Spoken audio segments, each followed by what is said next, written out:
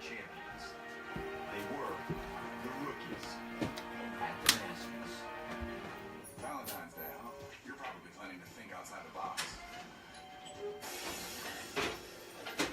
My advice? No.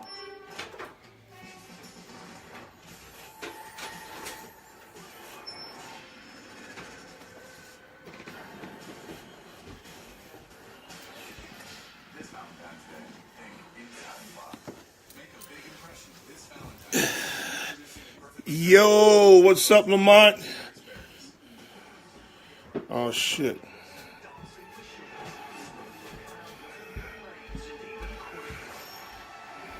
Is it not allowing me to share again?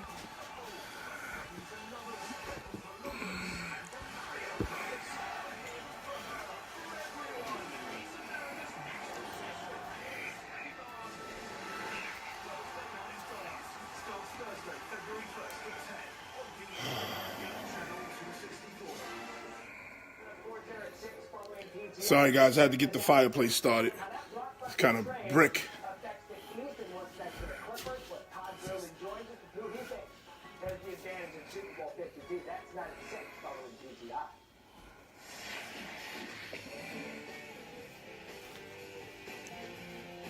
People happy 88th birthday to you. Wow, one of the most significant actors in the history of American film.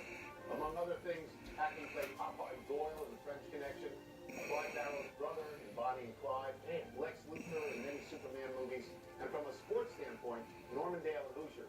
Who are your favorite team actors? A bridge too far. Robert Redford, James Caan, Anthony. What are we doing here? What are we doing here? Richard Attenborough and a guy we would call Sir Lawrence Olivier. Yeah. Is that an all-star cast? That is an all-star. Pretty damn good, isn't it? Happy anniversary, John Riggins. On this day 35 years ago, Riggins rushed for a then Super Bowl record 166 yards, including this famous 43-yard run to put the game away against Miami Dolphins. We both know Riggins. We both like him. I don't know why this isn't coming up, Shelby. And I think now I thought that he'd be great in the TV booth. Well, when you worked with him on TV every week for years. I don't know why it's not coming up. Somebody Jeremy says a great late George Michael. Okay, people, please make sure you like and share.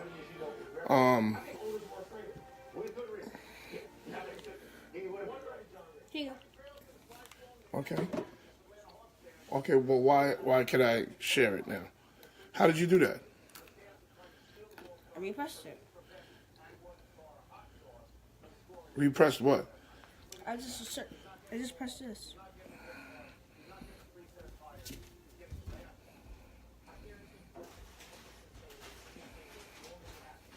Oh, man. They won't let me. They won't let me share it again.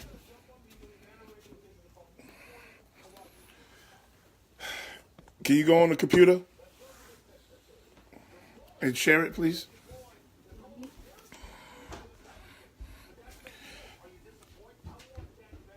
St. Leo's assistant coach is in the building. Megan Davis. Megan, what's that? Megan who? Megan, oh, I'm not even trying to pronounce that. I'm not even trying to pronounce that, Miss Megan. I'm not even trying to pronounce that, baby. But we're here. Welcome to Not Just Sports by Noel Epps. Welcome to Not Just Sports by Noel Epps. We have another great snow day special show. We're usually not on Zekas. Megan Zekas. Okay, that's good. Welcome, Megan Zekas.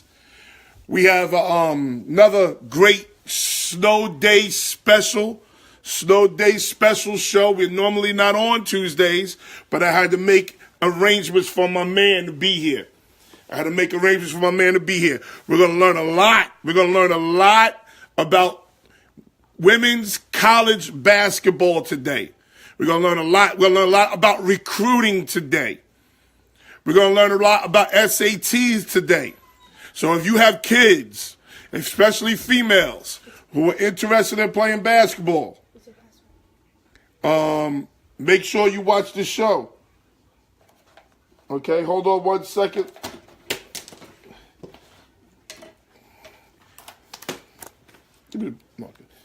Give me 1 second.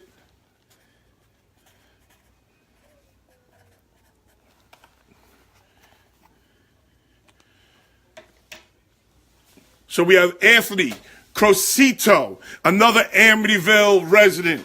Anthony Crocitto today. And then we're going to learn about one of my other pet peeves.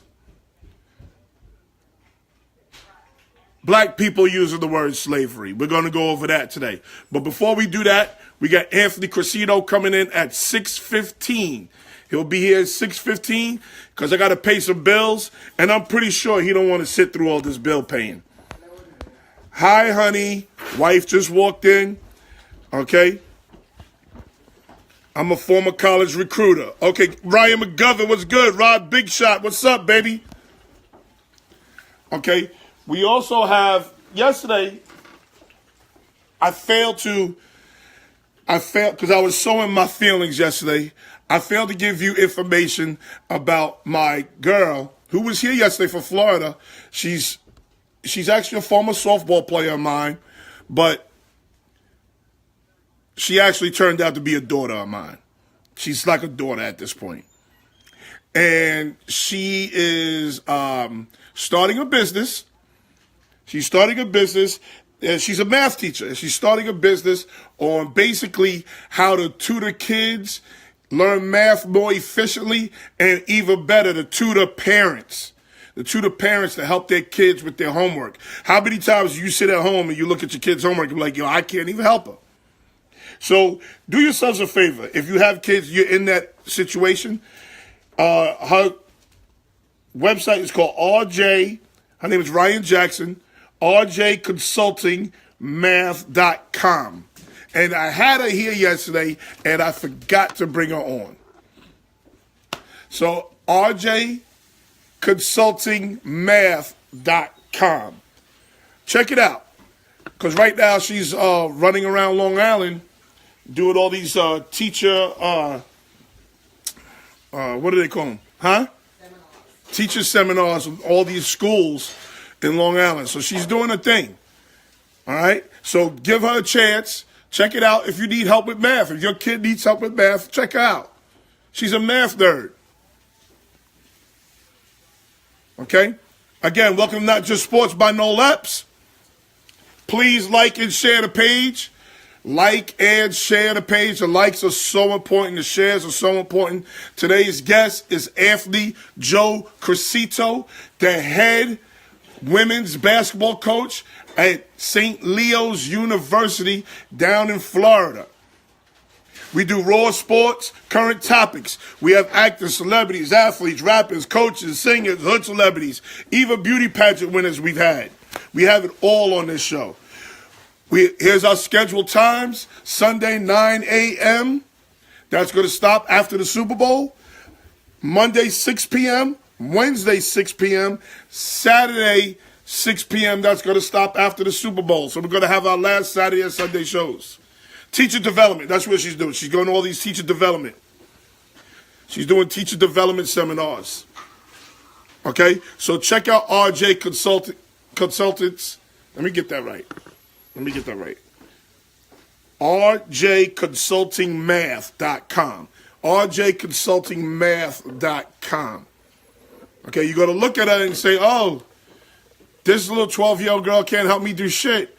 But she's actually 30 years old. So, and she's on her grind. She know that math shit. She is definitely on her grind. All right, so check her out. Next, we have The Social Breakdown. That's my brother's show. That's on YouTube. Go there with an open mind. Go there and be intelligent with an open mind. Slug, what's up? Guys, we're doing a lot of things behind the scenes. We're going to have some giveaways. So stay tuned. Stay tuned. Okay? I got 10 minutes and then Anthony's going to be here. So let me pay these bills. If you have any children, you're going to have a birthday party for them. So be the cool parent.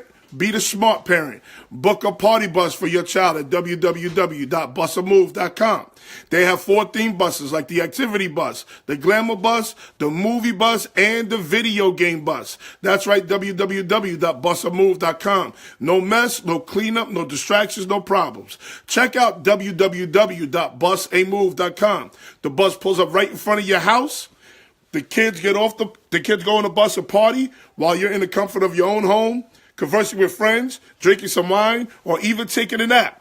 So go check out www.busamove.com. Your baby's party while you relax.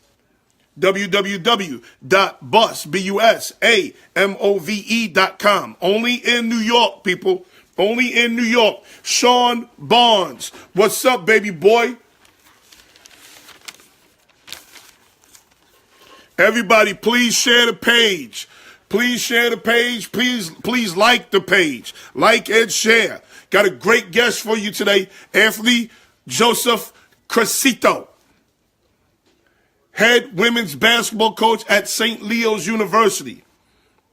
If you need any home improvement, bathrooms redone, kitchen updated, finishing your basement, or even starting all over, call 101 Home Improvement at 516-779-3430.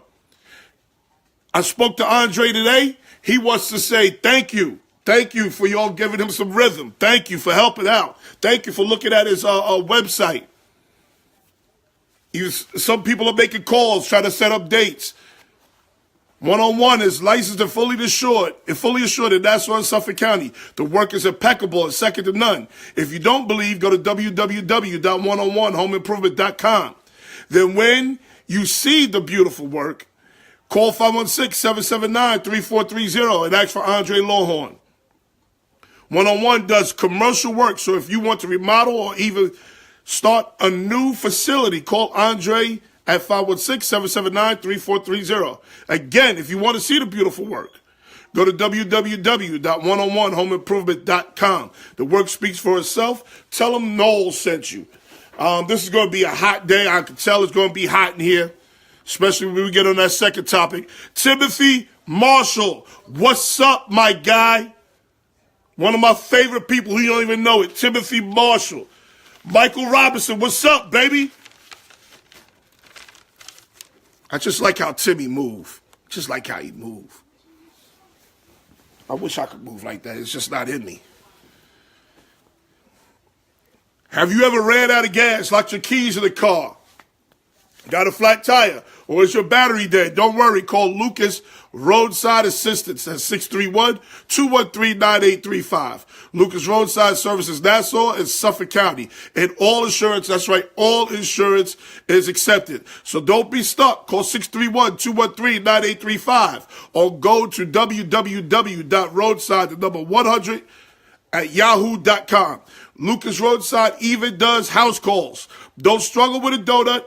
Don't sit in the waiting room. Don't take the whole day off. Call 631-213-9835. If the weather's permitted, Lucas Roadside will repair your car right in your driveway. Lucas Roadside will also pick your car up from your job, repair your car, and bring your car back to you. There go Lucas Roadside right there. What's up, Lucas? No job is too big or too small. Tire changes, jump starts, lockouts, fuel delivery, wheel lock removal, towing, auto repair, and even new and used tires. Lucas Roadside Assistance is available 24 hours a day, 7 days a week, even on holidays. So don't be stuck. Call 631-213-9835 or check out www.roadside100 at yahoo.com. If you mention Not Just Sports, you will get $20 off on any brake job, and there's no expiration date. $20 off on any brake job, and there's no expiration date. If you mention Not Just Sports to Lucas Roadside. Peaches, what's up? What's up, Peaches? Fatima, you walked in just in time. Fatima runs Genesis Fuel Oil. Genesis Fuel Oil has affordable heating oil for your home or commercial property. Genesis Fuel is family owned and operated for the past 16 years. I told y'all it's going to get cold again. I told y'all. So you better make sure you're right. 631-249-1438 or www.genesisfueloil.com. Genesis Fuel is a full-service company that can maintain your heating equipment. Genesis Fuel services Nassau, Suffolk, and Queens. They're available 7 days a week, so don't be fooled by that 50-degree weather, because guess what? It's cold again. Call 631-249-1438 or go to www.genesisfueloil.com. Listen, if you go to Genesis Fuel Oil and you mention Not Just Sports by Noel Epps, you get $5 off your delivery costs. $5 off your delivery costs. So call 631-249-1438 or go to www.genesisfueloil.com. And stay warm, people. Make sure you stay warm. I got that fireplace started. I got 4 minutes. It's freezing out there. Yup, y'all better get that. Yup, I'm telling you. Y'all don't want to be running around with no empty tank. That is ugly. Ladies, stand up. Here you go, ladies. It's for you. This is the wife of Lucas Roadside. I know y'all want to be cute, and I know you need to get that kitchen done. So let's get the hair done, ladies. Let's get that hair done. Make an appointment with Valine at It's Just Hair. And call her at 516-654-HAIR or 4247. Or contact her at www.whataboutmyhair@gmail.com. It's Just Hair. From now to February 13th has a Valentine's Day special. She's doing full head weaves for just $75. Braids, updos, perms, trims, colors, washer sets, and crochets. She will also handle girls' hairstyles who are 12 and under. So call 516-654-HAIR or go to www.1@gmail.com. It's Just Hair will also handle your wedding parties, prom special, sweet 16s, and much, much more. So call Valine at 516-654-HAIR or go to www.whataboutmyhair@gmail.com. Valine will travel to the following areas. She will go to Amityville, Brentwood, Bayshore, Central Islip, North Babylon, and Deer Park. So let's get that hair done, ladies. Go to It's Just Hair and call Valine at 516-654-HAIR. That's 4247 or www.whataboutmyhair@gmail.com. Remember, this is the wife of Lucas Roadside. Look at that. 2 minutes left. 2 minutes left. Right before Anthony Crocitto comes on. Anthony Crocitto is the head women's basketball coach at St. Leo's University down in Florida. We're going to learn a lot today. Recruiting, grades, anything you need to know. So if you got an athlete, not just a female athlete, because the rules basically are the same. Trust me, I know. If you got an athlete and you need to know how to help your child get into a university, this is the show you need to see. Donald D. Lee. I never call you Donald. So when I say it's D. Lee, D. Lee, my guy, love him to death. Hope everything's well. Kamari was good, baby. Kamari was good. That's right. Slug is right. When Anthony comes on, everybody show some love. We don't do hate in here. Okay, Anthony Crocitto is here, people. Eric Andrews, I see you, baby. Here. Okay, great. See, I love people who are on time. There he is. What's up, my man? How are you? What's going on? How you been? Good. Everybody, this is the head women's basketball coach at St. Leo's University. Anthony, I'm going to call you by your whole name because I know you like that. Anthony Joseph Crocitto. What's going on, my man? I was just telling... Amityville, stand up. Got a lot of love for you, Noel. Love what you're doing, man. Thank you, bro. Let's get into it. How did you start your career? Listen, we're playing baseball at Amityville High School. Okay, I'm catching. You're playing second base. Next thing I hear, you're the head coach at NYIT. How did all this happen? You know, man, coming out of college, I realized I wasn't good enough to play at Hofstra. Can you hear me? And now he definitely yeah, I in got. Florida because he got. Are you breaking I wasn't up? good enough to play at Hofstra. Wasn't So you big go to enough. Hofstra. Wasn't big enough quick enough. Yeah, I tried playing baseball there a little bit. And you wind up And at Hofstra. didn't quite work out as well as I thought. So I got right into coaching JV baseball at Walt Whitman High School. And from there, I got a varsity basketball job at a private school called Holy Child in Nassau County. And, man, back then I was coaching against, like, Zendon Hamilton, if you remember him.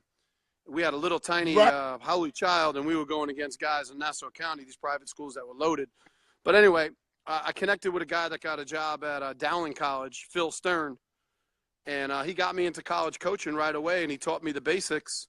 You know, my first job, man, I was making $1,000 for 12 months, 80 hours a week, killing myself. And then I got a whole raise to $3,500, 80 hours a week. And, you know, Dowling made me the head coach at age 24. When he left for a D1 job, I took over, and my career took off. I got D1 assistant jobs after that. And I paid my dues for 10 years as a D1 assistant, you know, up and down the East Coast. You know, so it's been real lucky working for some good people. That's the key. You got to work for good people. You hear that, people? You got to pay your dues. This just doesn't happen. This just doesn't happen. You just don't learn basketball. He never played basketball in high school, right? You didn't play basketball in high school. I played that 1 year with Lamont Land and for Agostino. And then I went, after you graduated, I went strictly to baseball. You know, not before we played pickup football, and I was telling my assistant how you threw me a 90-mile-an-hour pass over the middle and took my finger off on a Sunday, and I thought I was never playing baseball again because I had a compound fracture from one of your missiles over the middle, but at least you threw me the ball. You know, little white boy going over the middle, you trusted my hands, and you took my finger with the ball. I'm sorry. You know, I was just telling my assistant this story. I said, I'm going on the show here, and he almost ended my baseball career. I don't want him to know if I swing a bat again, man. So you remember all them pickup football games were the trip, especially after you graduated. Wow, man. So now you pay your dues. Yeah. You end up being the head basketball coach at New York Tech. Yeah. How did that job come about? Where did you leave to come here to be the head coach? Well, I was an assistant coach at Longwood University, which is a small D1 in the Big South. Yeah.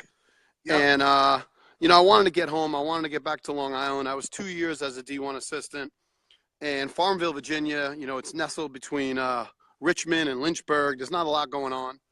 Yeah. And we were gonna have a little girl. We had a little girl, and I wanted to get back to Long Island.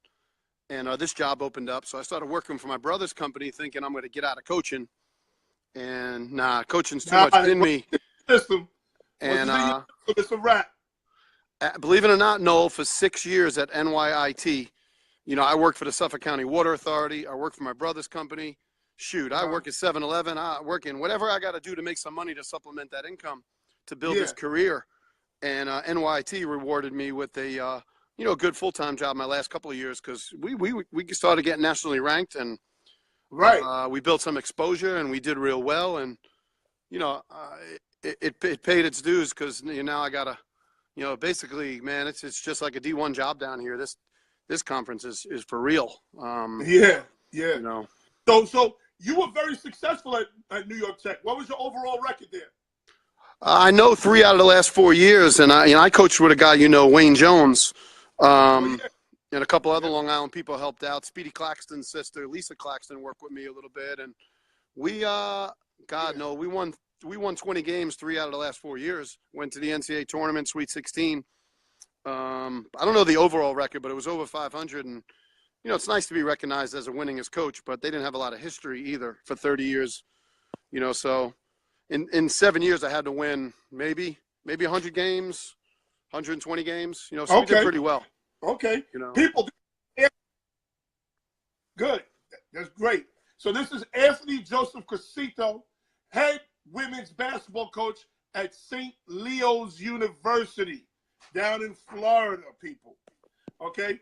Now, now other schools are calling, and you're still at Tech. Other schools are calling. You make a decision, you're going to St. Leo's. I know when you build a program, you're there for a long time. Telling the girls or telling your athletes that you're going to leave can be very emotional. How did that conversation go down? Well, arguably my best player, and she'll be an All-American this year. Probably 2 weeks after the time I had brought the team in to tell them, they had absolutely no idea. She hasn't talked to me since. Wonderful kid, a point guard from Serbia. But you know what? The team was very supportive. One of my greatest young ladies of all time from Islip, Shannon Dewar, immediately brought the team in, and we did a beautiful prayer on it. It was tough, man, because, I was with those kids. We went to the Sweet 16. They went to the NCAA tournament the next year without me. And, so the program's in great shape. It's never easy. That's why, when you're looking at schools, you can't go looking at schools because the assistant coach is texting you every day. You can't go look at schools, because the assistant coach is emailing you and all that stuff. You got to go to school, to play with the team, and be proud of where you're going. Because unfortunately, most places coaches are year to year. And, while I'm signed up here, I have a vision to win a national championship, Noel, at the Division II level. So my D1 time may come. It just ain't coming right now. But this place is going to go somewhere. This is Let me tell you, beautiful place Let me in tell you Florida. something, bro. I coached against the guy.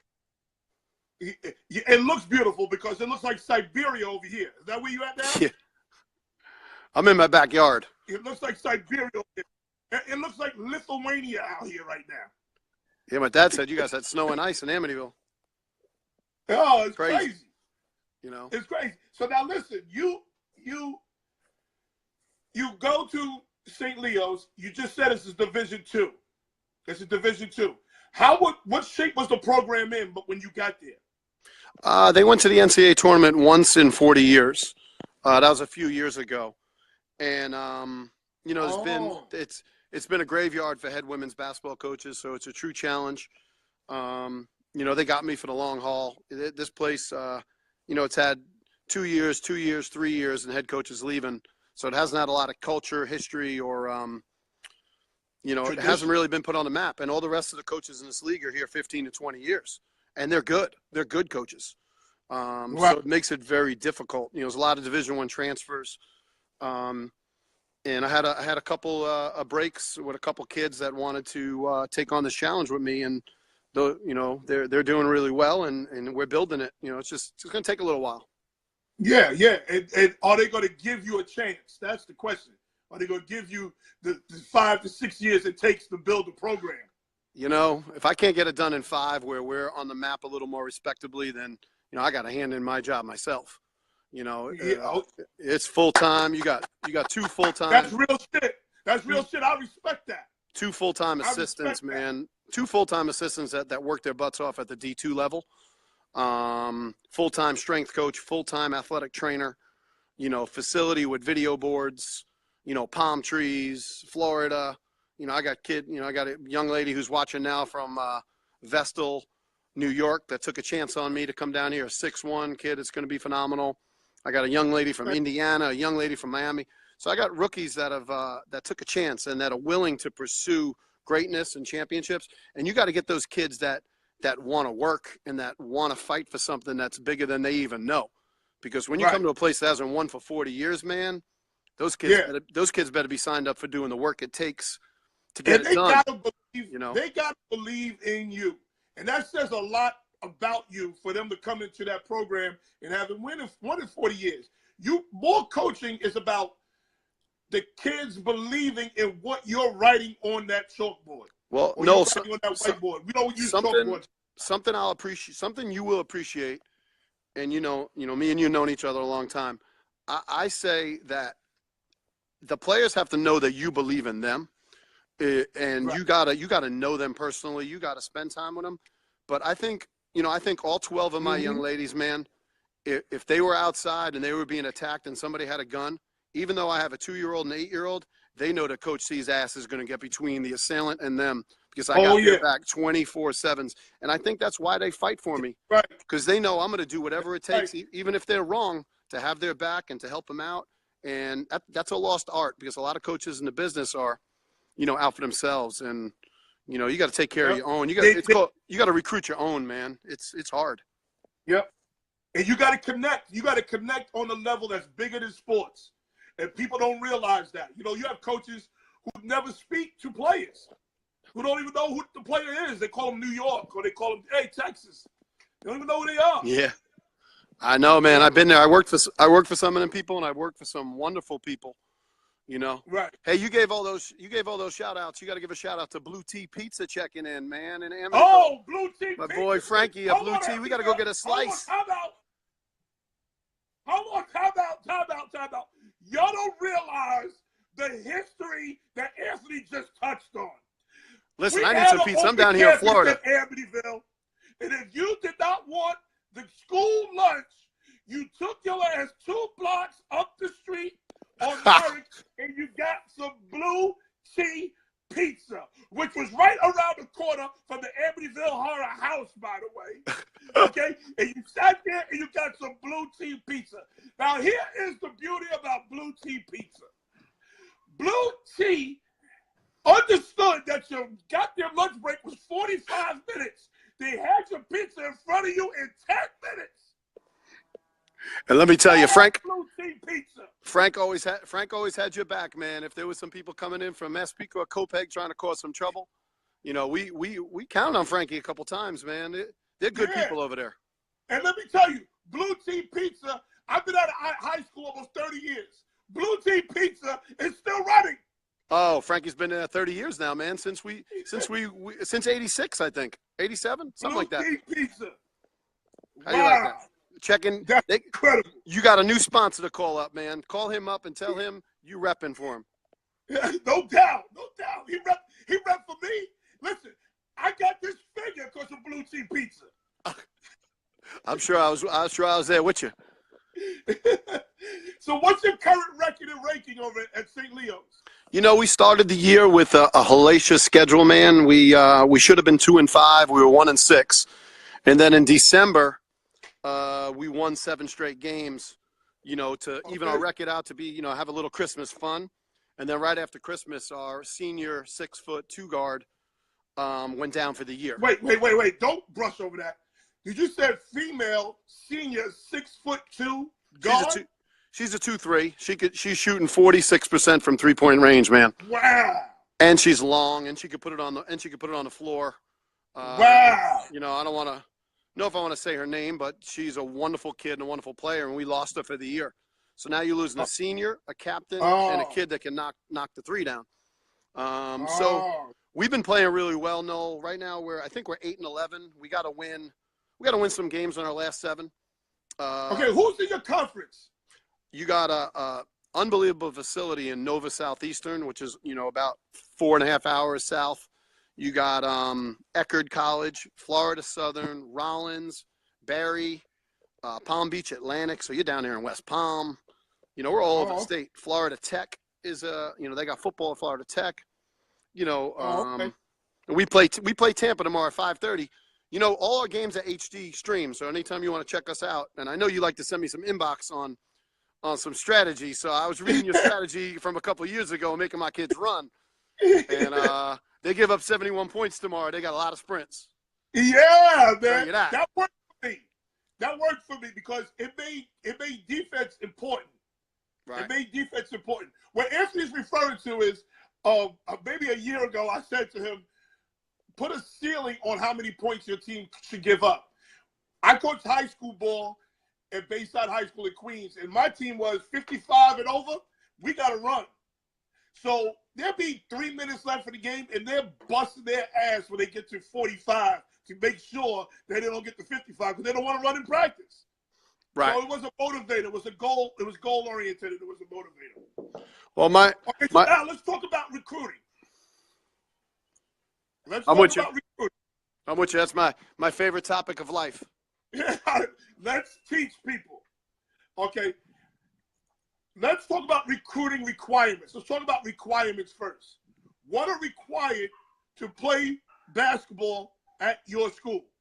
Well, you got all these athletes, and I opened up to Billy Kretz that I'll come in, for 2 days and speak to the boys and the girls in Amityville on this college process. Kids got to understand what it means to be recruited, how it is to be recruited. Just because you're getting an email or a simple letter in the mail. Hold on 1 second. Let me get my son so he can hear this. Nolan, he got to hear this. Go ahead. So just because you get an email. Just because you're getting an email from, St. John's or Georgetown, or you're getting a form letter in the mail, don't mean that they want you. The true test is, are they calling you a couple times a week? Are they inviting you to and spending time with you on campus? Are they walking you around, or are they sending you to admissions? The first thing I need to see, Noel, is when my recruit. He's breaking up. Nolan! Hurry up. He's breaking up.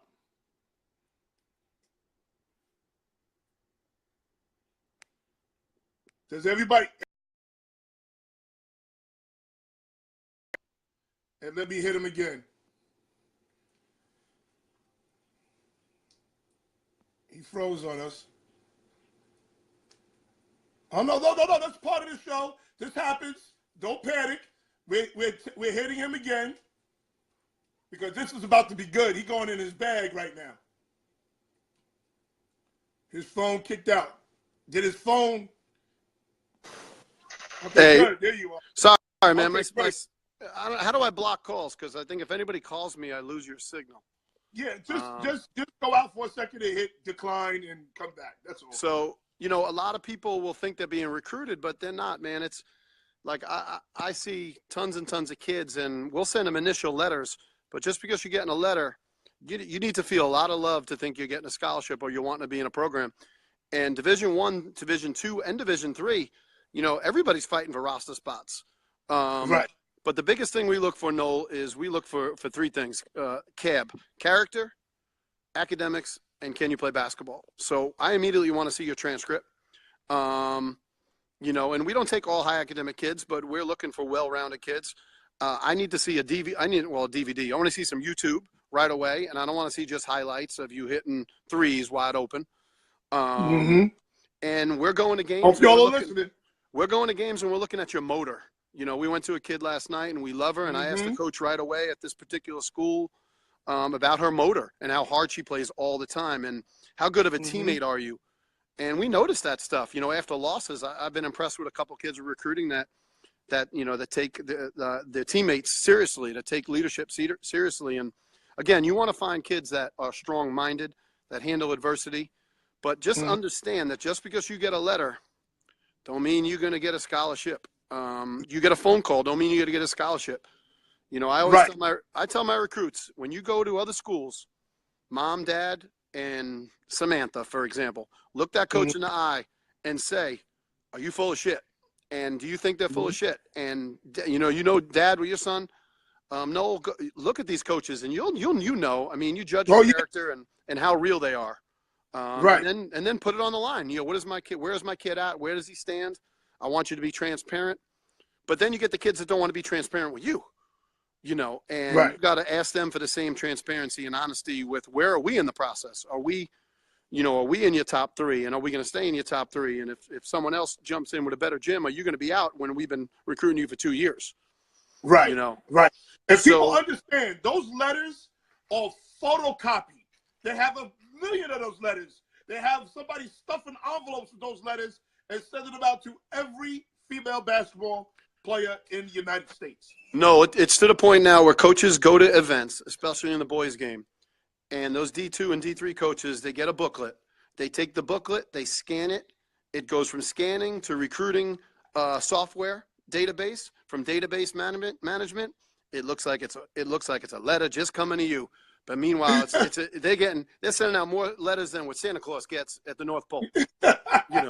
So you got to feel it out. And like I said, don't go for the coaches. You know, obviously the coaches that are there longer or trying to do something are going to be around a little bit. You know, but if a coach wants to make a change or an AD wants to make a change or a president comes in and fires an AD and an AD brings in his own coach, you can't control that. Right. You know, it's cutthroat. I'm sorry. Go ahead. I'm sorry to hear you. You know, D2 and D3, man, it's getting worse and worse. It's tougher and tougher to be in the business. If I was 25 right now, Noel, I'm not getting a job. I'm lucky I started 20 years ago. It's so competitive, man, to get a high school job. I mean, it's crazy. Especially basketball. And I did basketball. Basketball is crazy. Well, basketball's going to pay you the most. You know, why? Everybody asks me, why aren't you a baseball coach? Well, baseball, you know, there's not a lot of full-time opportunities. Most baseball coaches played pro or played high-level college. And honestly, no, it's not a lot of money unless you're doing the camp thing, you know? Right. So what are the grade requirements? What are the grade requirements to play at your school? People need to understand that the SAT and your grade is on a sliding scale. A lot of people don't understand what that sliding scale means. Well, nowadays, you know, with the NCAA, I believe Division I and Division II, they got rid of the sliding scale. So you can get in with your 820, but at the D2 level, like if you're a kid with a 90 grade point average and 1,000 SAT, I'm probably going to get you 9,000 right away academic. So if your kid's bringing me 9,000 academic, then I only got to get her 26 basketball. So I'm not using a full scholarship on Samantha Epps. I'm using a 3/4 scholarship. So now I got a quarter scholarship to put towards somebody else. So if you could recruit the kids that get, even the financial aid kids know that financial aid kids, you add another 6,000 that you're not paying out of your budget. You know, so you got to be creative. At Division II, it's money ball. You know, when I was at Hofstra, we had 12 fulls. So we can go handing out fulls and make mistakes. You can't make no mistakes at D2. You can't make the same mistake. No, you can't make the same mistake with Division II. You know, and, you know, these kids, the basketball season's long. You know, you're with these kids from August 15th. They get to school in Florida early. I'm with these guys, and I call them my guys because Gino Auriemma, he calls them his guys, and I follow Gino real high. And, you know, you're with these guys from August 15th till June. Yeah, it's a long time to not call them family. Full year. You know, it's family here. Yeah, it's a long season, you know. So now, do you recruit talent over or position? We're trying to get the kids that can play the multi-position. So if you can get taller kids across the board, bigger kids that are versatile, you know, call them hybrid for the sake. Like I don't necessarily recruit a 6'3" kid that's a project when I can get a 6 foot 5'11" kid that can go to work. But I want talent, you know. You want talent. And obviously, you want a little more size at the point guard, but you know, we did work with 5'4" at New York Tech at the point, and she was just incredibly athletic, incredibly quick. You know, so all that stuff is interesting. I agree with that. Especially in basketball, because the basketball game is slowly becoming a positionless game. Hey, I'm looking at Greg Bailey. He had an important piece here. I'm not sure who Gregory Bailey is. Yeah. But yes, Greg, everybody in 9th grade should register. 10th grade should register with the NCAA clearinghouse. Exactly. No, what you're seeing, man, and I'd hate to do it, but the guidance counselors and the coaches, what do you got? About 50% of them on Long Island don't know what the heck they're doing. And these kids aren't in the clearinghouse, shuffling to get their stuff done. They don't know what eligibility is. And now the NCAA is making them have more core courses. Do they know that? And do they know that they're registering kids for core courses? You know, because you could have a 4.0. You could have a 4.0 with 10 core courses. You need 13 core courses now. You know? So, Greg's right. I'm sorry. It's to the point as a coach, I have to go in and set their schedule because they don't know. And guess what? The guidance counselor doesn't know. The guidance counselor has nothing to do with the NCAA clearinghouse. They don't choose to educate themselves on it. They have no idea. So I've had a kid call me the week of a game and ask about a credit. Asked me to pull up his transcript looking for a credit the week before a game. Hello? I got a goddamn game too. Yo, Anthony Mason's cracking me up, man. Yeah, 50% is probably right, man. But you know what? You got to believe. That's why I want to go into Amityville High School, and I'm waiting to hear from Billy Kretz. I want to get in there and get in that auditorium and educate these kids. And I don't have all the answers, but I sure as heck have more answers on how these kids can get to college, you know? Right. And, you know, also parents got to take kids on tours. You know, they got to take them to see some places and see different stuff. But no, my school down here is 35,000. You go up there, NYT is getting like 55, 56. LIU Post. You know the schools up there. You're looking at them. Hofstra, Post. It's crazy. You got to go to a SUNY Farmingdale or a SUNY Old Westbury or a New Paltz or something to be affordable. And that's tough unless you're getting big time scholarship money. Yeah, You know? yeah. So now, what do you think about the newest phenomenon with players leaving one high school to go to a more prominent high school to think that they're going to get more notoriety from college coaches? Again, I think sometimes the parents are a little crazy, man. It's, you know, I remember back in the day as a wonderful girls basketball player when we were in high school at Sachem, and her dad had her in 4 high schools in 4 years. Nicole Kazmarski. I know exactly who you're talking. And unfortunately, she went to UCLA, then St. John's, never played college basketball, and she got picked in the WNBA. They took a chance on her. You know, the kid could jump out the gym. Never paid out. And there's a lot of kids like that. You know, and it messes with their transcript, Noel, because one school ain't keeping up with the other school, so certain courses aren't matching NCAA requirements, and then they end up at JUCO. And then you're like, wow, how'd this kid end up at JUCO? Well, there's your answer. Dad had him in 4 schools. You know, right? And right. I'm not a JUCO hater. I'm a 4-year lover, and I look at JUCO kids. You know, JUCO is great in certain situations. JUCO is the way to go. You know, right? But so do you believe that? Well, you're a college coach. Do you believe that if you're talented, you are going to find them? Yeah, you just gotta enough, you're going to find them. Well, you got to hire, dude. You got to hire good people. I got a kid that played at the highest level in Division I at Illinois, and she's grinding and just learning how to recruit. But she's a mature woman, and she's going to find me players. And I got a top assistant that played the highest level Division II that doesn't stop working. So you got good coaches. You know, surround themselves with good people, and you try to uncover every stone. And you know, I'll call you. Hey, no, you see any high school basketball this year? I'll call everybody I know to see what they know, you know, to try to find that piece. I mean, we got a kid flying in next week from Egypt, my man, coming in from Cairo, Egypt, and she's going to spend a couple days with us, and 6'1" Gazelle. You know, hey, wherever they are, wherever it's going to help you build what you're doing, you know. Wow. Now, they also have – these kids have a lot of access to stuff like Huddle. They have access to YouTube. They have so much access to stuff that they don't need to run around to different schools. They can stay right at the school they're at, shine, and a coach like Anthony Crocitto, who does his homework, is going to find them. We just had this conversation earlier this week. I used to think that, you know, I was very lucky. No, my buddy that I played softball with for 10 years, Tim Rooney, was a janitor at Lindenhurst High School. And he said, you got to go meet the Lindenhurst coach. You got to go meet the Lindenhurst coach. I'm like, what do you know about basketball? And I'm in Huntington, freezing cold at 7 o'clock at night.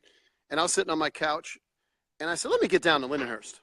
I went down to Lindenhurst. I got myself a 4-year all-conference 5'10" tweener, Shannon Dewar. And from meeting that Lindenhurst coach, he turns out to be the president of the Long Island Lightning. I got a D1 transfer from him. I got 2 other kids signed from him. And without that coach in my life, I'm not coaching in Florida. So just from going from a good friend who don't know basketball, janitor, you know, he's a janitor in Lindenhurst, you know, one of my best friends, telling me to get my butt down there to meet him. I turned out to have one of my best friends in the business through that connection, and we talk once a week about players, and he gives me advice on Long Island players, and you know, it's incredible, you know. But you know, you want to. Everybody wants to coach college, saying, oh, you know, it's this and that. Man, there's so much more to college coaching, bro, that people are like, what do you do? What do you do when you're not coaching? I'm like, are you serious? You're always coaching. Are you serious? We just spoke about this yesterday, bro, with this LeVar Ball nonsense. Oh, he thinks all of a jeez. sudden he's a basketball coach. He knows it, but you got to understand, he knows everything. You know, his kids are better than Jordan. So Yeah, exactly. Exactly. you can't reason with a man like that. You know, You wouldn't want to touch his kid. You wouldn't want his kid in your program. no, that's a lot of maintenance. And you know, I'll tell you a little story. Me and Megan were recruiting down in Miami last year, and we love this kid. Love. We didn't know who she was down in Miami. And there was a dad 2 rows up behind me screaming and yelling. He had a GoPro hooked up to his head, and he's turning it like this the whole time. I said, Megan, if that's that kid's dad, we need to cross. She's crossed off. Turn out, that crazy man was the dad. And I turned around and I said, why aren't you out there? Why aren't you down there coaching the team? I said, give the coach a break, man. They don't make a lot of money in Florida. I said, you want to go coach the team? Go coach the team. Because I can't hear it anymore. I mean, I felt bad for the high school coach. You know, but you see some crazy stuff like that, you know. Yeah, and basketball is tough like that. Earlier this year, we had Tamia and Taylor Lawhorn. What do you think of them? I can't know. I can only comment to the fact that I'm recruiting them. I cannot comment anymore, or it'll be an NCAA violation. But I think if you talk to somebody, he will tell you the truth, and hopefully the truth will set him free. Okay. I get it.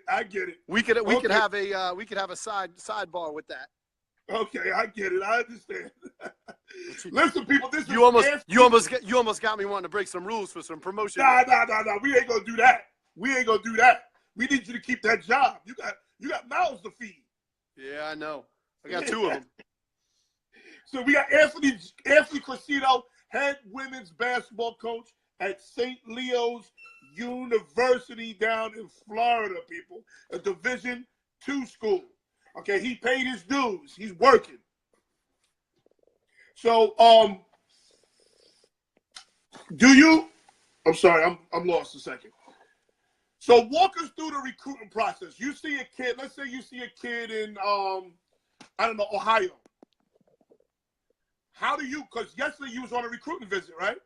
Yeah, we went down to St. Pete, but we sat in the car. We were there an hour early, and we sat in the car and called 4 coaches in Colorado because we got a little nest in Colorado of coaches we can call to get players. So we'll talk to whoever the player's closest with. If they're closest with the club coach, we'll conversate more with the club coach. We want to know who the 4 most important people are to talk to. Is it dad? Is it mom? Is it both? Is it the club coach, high school coach? You know, we want to kind of surround themselves. But my biggest thing with my recruiting process is, if I'm recruiting your daughter, Noel, as you know, as a 45-year-old that acts 25, the first thing I'm doing is talking to Noel Epps. I ain't blowing up his daughter's phone as a male from Amityville without saying hello to Noel to let him know my intentions. Otherwise, I can't recruit him. I'll tell you, my daughter's gonna be an athlete, and if a male coach for softball or basketball is blowing up her phone and ain't talking to me, they out. Yeah, that's a major problem. You ain't recruiting my kid. That's a major problem, especially with today's climate. So now, who's Wallace Parnham? That's my man down in Virginia. I know. Tell him I know Coach Carter really well. I used to go to his stuff, and I do got to connect with Coach Carter. He does a good job for the youth down there. I'll promote him myself. Coaches need to go check him out. He gets a lot of kids. Okay, so now how does AAU work with you? The high school AAU programs, how does that work in your recruiting process? Well, another reason to come down here is I got a pretty generous budget to plan 12 months of recruiting. So we will this July, we'll definitely do 3 days in Colorado, 3 days in Ohio, and 10 days in DC. And in DC, we'll see about 300 teams in 10 days. And the beauty of DC, you get New York and everybody going. You get the whole country at the junior nationals. Yes. Colorado, I'll get those kids that want to get out of that cold weather. And Ohio is just flooded with girls basketball. So those are 3 nest eggs for us. Plus, I got all my people in Long Island, New York City. That's my kid screaming. Long Island, New York City, and Connecticut. So I got all those people from when I worked at Hofstra and New York Tech that I can count on as my normal guys. Yeah, But yeah. You go to these events in July, Noel, and you get your database together. And I'm big on handwritten notes. And if we really like you, we're probably writing you 3 letters a week. So you're getting a lot. I do a lot of the old school mail, even though we do email and text. Yeah. I do the old school mail because I think kids like to open stuff out of a mailbox. Yeah. Oh, yeah. No doubt. And it looks more genuine. You know, and I think the parents appreciate the attention. I write the parents. You know, you write the principal when you go to school. You know, it takes a lot of work because, you know, down here I'm recruiting against some of the best Division twos. And you got to out-recruit them in a way, even though sometimes you're looking in different areas, you know. So you got to be creative. You got to be creative. So you coach boys? And you I girls. coached Holy Child. Well, you got to remember, when Agostino was winning all those championships, now you got to remember when Ag was winning the championships after you. Right. Who started the St. Martin Tours high school boys teams with Mike James and Alva Hinkson and Tayron Carpenter and Eric Lamont? I coached all those boys for 5-6 years. And so did Wayne Jones. You know, we opened up St. Martin's to Edward Miles and Northeast. Like, we went out and recruited and worked for free for 4 years. It was 4 years of volunteer service. You know, Wayne Jones owns a camp. He needs to connect with you in the Poconos, the basketball development camp. But, you know, Wayne and I did that stuff for free. You know, I had Mikey James knocking on the St. Martin's gym at 9 o'clock at night trying to get in. And, you know, there's 50 people already in the gym, but we always let Mikey in. You had to let Mikey in, you know. So who are easier to coach, boys or girls? Because I have a thought of. And I'll tell you this, I don't let anybody call my athletes girls. I don't let my assistant coach call them girls, you know, so I coach women. And empowered women that need to get stronger mentally and tougher, because I tell them, you're going to be out on your own someday. Mommy and daddy ain't always going to be here for you. Yeah, you know that. You know, so I think women, you know, especially, you know, with the volatility and the entitlement that's now prevalent with these youth, man, and we're not having it. You know, they need everything, they want everything, they can't do this. Oh my God. You know, I got a sore back today. You know, we didn't have back when you were playing. You were one of the best quarterbacks in the state. You didn't have no athletic trainer and jacuzzi. Hell no. You know. You didn't have no fruit before you went. You had Mrs. Burning's peanut butter and jelly sandwiches. I mean, come on now, no. You know, these kids today, you know. By the way, did you get some shell tops from Mrs. Burning? Come on. No, word is bond. No, I did not. Word is bond. She didn't like me too tough. God rest her soul, man. That lady, she was a saint. She didn't like me too tough, to be honest with you. Okay, so I say the same thing. I say women. I'm going to say women. Right. I'm going to say women are easier to coach just for the reasons that you say. Boys become entitled. They think you need to give them every goddamn thing.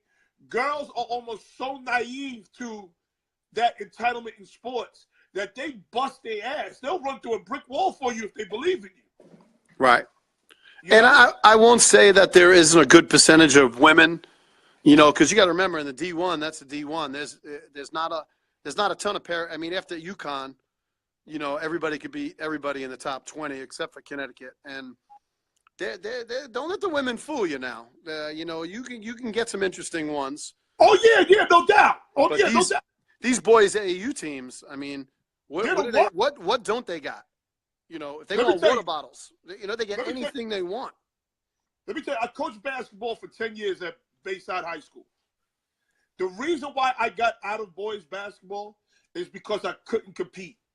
I couldn't compete in the off season with buying sneakers, buying jerseys, buying food. I couldn't compete. I'm a wife and 3 kids. I live in Long Island. I couldn't compete. I'm chasing them all through these parks, all through these gyms. I just couldn't compete. And that's part of the reason why I got out of it.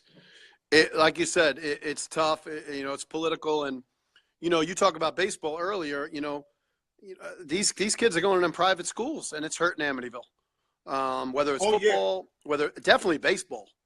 St. John's the Baptist. You know, Holy Trinity. Holy Trinity. You know, and it's tough. And you ask about, you know, how bad Amityville baseball has been for 50 years. You know, I kind of got the women's basketball.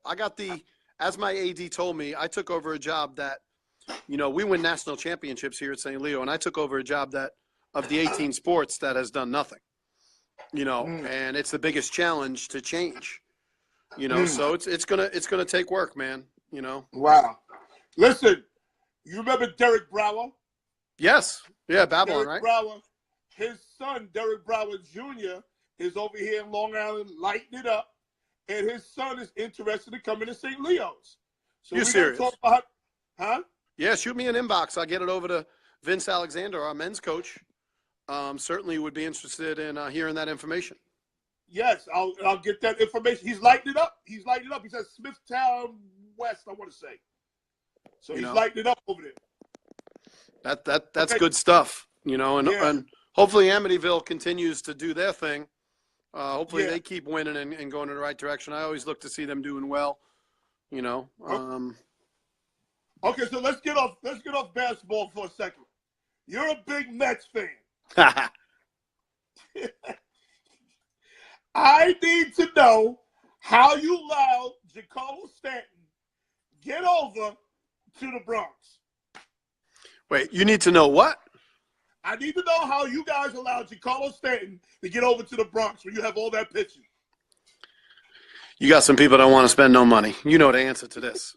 You got them guys that know people are going to come to their games, that don't want to reach into their pockets, they call them the coupons of New York baseball. You know, they're not going to hold on to these pitchers. You know, these pitchers are going to go on to be Nolan Ryan somewhere else, just like when Nolan Ryan and Tom Seaver left the Mets, Jacob deGrom and Harvey and Syndergaard. It's a shame, Noel. You know, but we got Jose Reyes back, a 34-year-old Long Island guy that's, you know, one hamstring away from his career. We got Cespedes back And you that got can lift the Adrian truck. Gonzalez.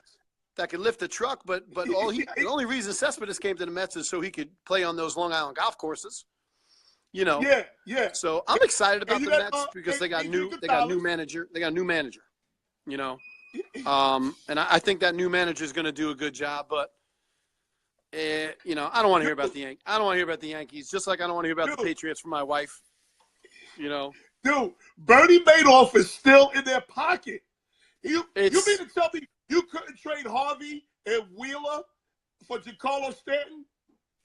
Listen, they could have done many of things, and the previous owners, if you remember, you know, did the same thing, but spent the money on Mike Piazza, and it was a very similar situation where, you know, these owners didn't want to play for Stanton, and back in the day, those other owners, they paid for Piazza. They went and made the trade. They did their thing, and these guys didn't want to do it. They don't want to spend the money, you know, and they still believe they're going to, you know, you can win 85, 87 games, compete for a playoff, get people in the stands, and do they realize that they're not going to be able to pay all these pitchers because they're all going to come up the same year?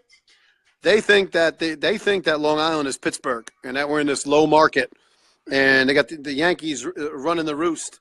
I can't catch a break. I mean, between my Knicks, my Jets, and Islanders don't even know where they play. They could play at Marjorie Post Park by this point. They're splitting time between the Barclays and the Coliseum. Yeah, and now they're going to be playing at some other place next year, 12 games. I'm not sure where that is. So they ain't even got a home. They're going to lose Tavares, their best player. The Knicks still haven't survived after what Isaiah Thomas did to the team. Knicks are going to fuck around and make the playoffs this year. That's going to piss me off. Well, if they do, they're not going to be able to get that pick. They need another pick with Porzingis and some of these guys. Right, you know? right. That's what I'm saying. They're going to mess around and make the playoffs. You know, but hey, you might have some people that are interested in coaching. One thing I can tell you is, you know, I'll give two pieces of advice that I wanted to give. Is when you're at a job, don't think about another job. Think about the one you're at. You know, I made that mistake for a couple of years when I was winning at New York Tech, thinking, oh, why can't I get New Jersey Institute of Technology? Why can't I get Wagner? These are my jobs. No, they ain't your jobs. They're hard to get, and just focus on what you have. And the other thing is when you work for somebody or you work for an AD, be as loyal as you are to your parents. You know, again, being in the business 23 years, I made some mistakes. I'm not going to front, and you got to be loyal. And I'm very blessed. Noel, Megan and Amber, hopefully you'll meet them sometime. We're coming to play West Point next year. I'm going to invite you. Okay, We're cool. playing at West Point, and then we're playing at Malloy in Baldwin. Oh, But okay. we're playing D1 West Point. That's going to be a hell of a game. And I'll have you meet these two people. And I got two people working for me that, that I trust will take a bullet for me outside. So you can't, That's everything. you got to surround yourself with people that are going to help you, that want to advance in their career as well, Know what I say? You always got to be surrounded by people that if you drop your wallet, they return it to you with the same shit that you dropped it with. No, there's no doubt. That's the people you got to be surrounded with. So listen, people, again, this is Anthony Crocitto, the head women's basketball coach at St. Leo's University. Listen, brother, you've been great. This was great. It was informational. Okay, and I thank you for your time. I thank you for giving me a chance. Hey, thank you. I'm gonna put my my cell phone and email in this I'll put it on your page. So if people got college questions from Long Island that need help with their kids, they could reach me 24/7. And Thank you. I need to tell you, man, that there's only one person that interviews people better than you. That might be Howard Stern. Howard Stern is a hell of a people. He don't get credit for interviewing people, dude. Let me tell you. You are on point. You are on point. Let me shed some light, Anthony. I love Howard Stern. Marie, did you hear what he said? I love Howard Stern. I listen to Howard Stern every day, all day. So I'm not going to lie to you. I kind of bit his style. I'm just trying to make it a conversation. Right. Right. That's all I'm trying to do is make it a conversation. He is the best interviewer in the business, hands down. Right. And all people, you should go, I'm telling you now, go to Sirius and get yourself a Sirius account and listen to Howard Stern. He's hilarious. He's smart. He's so goddamn smart. It don't make no damn sense. Right. So I do try to bite his style. I'm not going to lie to you. Well, I figure if he's going in 3 years, maybe I could step in that spot. Hey, man. Either that or you can step in Francesa's spot when these guys fail. Yo, man, thank you, man. Hit me up. Hit me up whenever you need me, okay? Thank you. No doubt. And I'll talk to you soon, man. Thanks for the opportunity. And God bless your assistants. Good luck to your assistants, too. I'll catch you soon, my man. Thank you. All right, baby. Bye-bye. That's Anthony Joseph Crocitto, people. That's Anthony Joseph Crocitto, the head women's basketball coach over at St. Leo's University over in Florida. And to me, I'm so giddy. I'm almost on the verge of tears. I'm so giddy that he even put me and Howard Stern in the same fucking sentence. That just made my day. Listen, I love y'all. I saw Herm just walking here. Herm's a barber at the barbershop I go to. And Herm will tell you, I be in there talking that Howard Stern shit all the time. Howard Stern. I love Howard Stern. Listen, I have some heroes. I have some people who I look up to. My coaching hero, a lot of y'all wouldn't even guess who it is Pat Summitt. I love Pat Summitt. Appreciate the shout out, Noel, and Coach C. Bledsoe. Be a Lion and working with an amazing head coach. Thank you, Megan. Let the tears come down. It's all good. Man, I'm on the verge of tears. I can't even lie to you. But Pat Summitt is my coaching hero.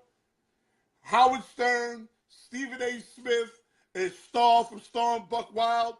Those are my people as far as the radio stuff and podcast stuff is concerned. And then my dad. My dad, as far as comedy, Jamie Foxx, Richard Pryor, Eddie Murphy, and Sam Kinison. Like to me, that's everything to me. I'm touched.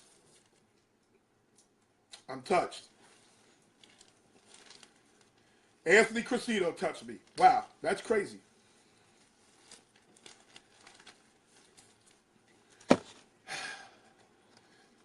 Let's pay a couple of bills. Let's pay a couple of bills. And then we can move on to the word slavery or slave. Ladies, stand up. This is the wife of Lucas Roadside.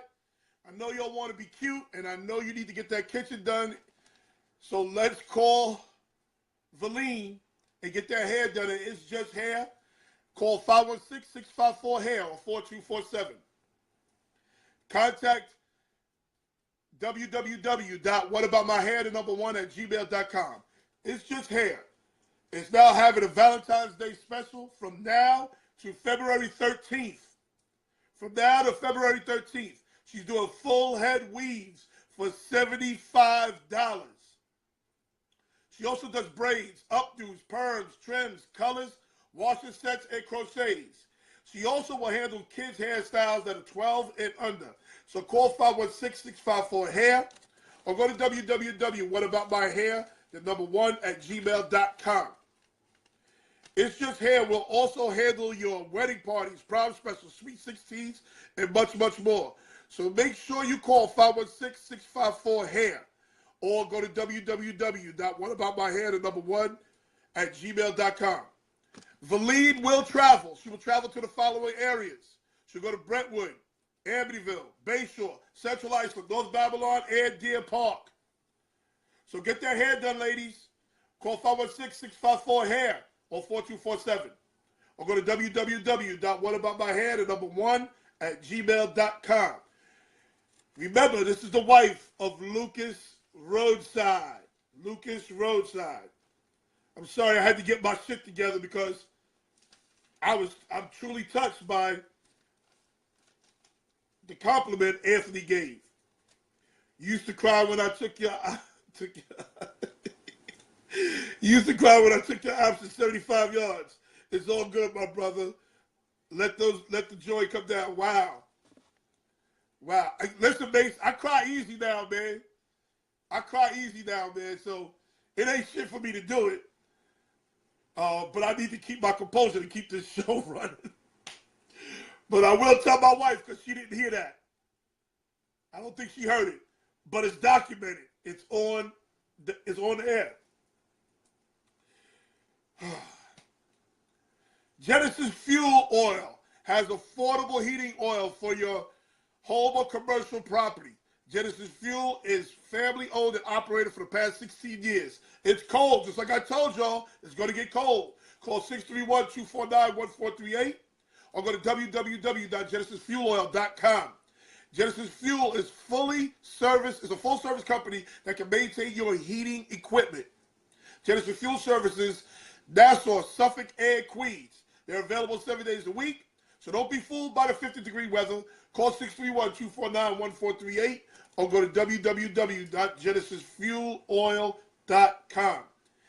If you mention Not Just Sports to Genesis Fuel Oil, you will get $5 off your delivery costs. Richie Branch, what's up, baby? That's my guy. I love Richie Branch to death. Avery Jurgen, what's good? Okay. Now, people, let's talk.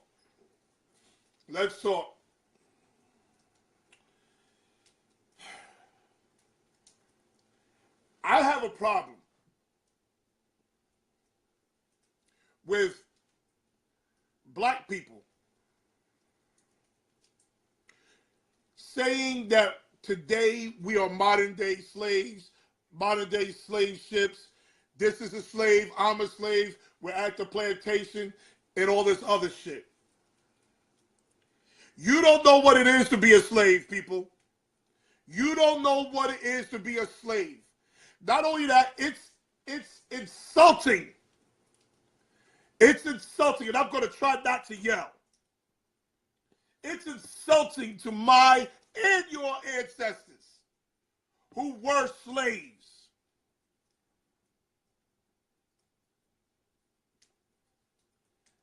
People are referring to college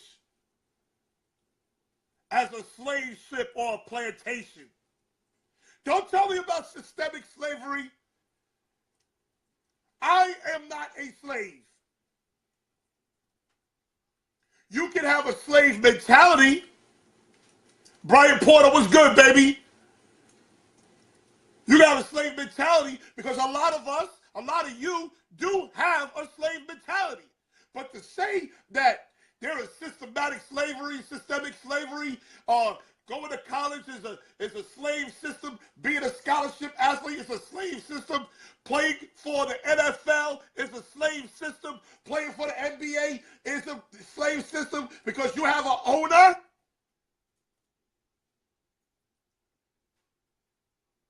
Tell me what slave you know made $10 million a year.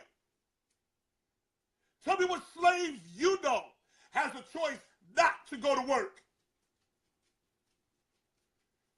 Kendall, give me 5 minutes because you're one of those people who think the other way.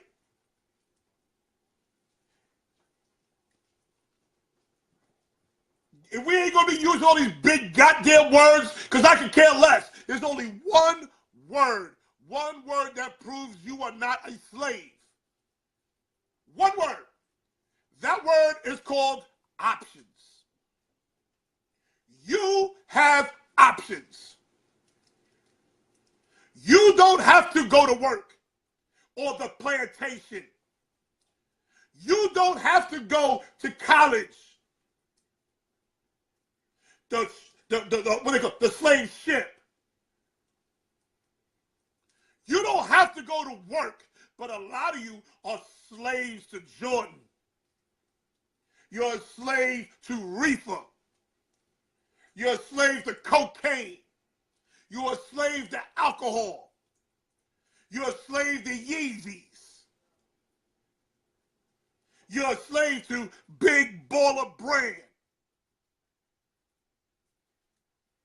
I'm not a slave. I'm not going to insult my ancestors. I have a 97-year-old grandmother who's still alive. 97.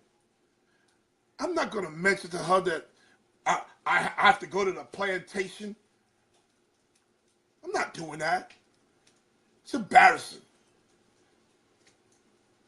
You don't have to go. A slave had to go to work. We don't understand the concept. They had to go to work. You could say, in the middle of your job, could say, fuck it, I'm out of here, leave, and guess what? Ain't no boss chasing you through the woods with dogs and guns. Ain't chasing you through no oceans, no rivers, no lakes. There's no underground railroad. When you leave, you fucking leave. And guess what? They replace your ass. Now, Kendall's going to come on here, and he's going to talk about all this systemic slavery and all this other bullshit. But he's never going to mention the word options. Even on Facebook, they have this dumbass video of football players in their underwear having their bodies checked out similar to a slave auction. Hello? You all would be a slave in a minute if they told you they was going to pay you $10 million to play a child's game. You can check my entire body.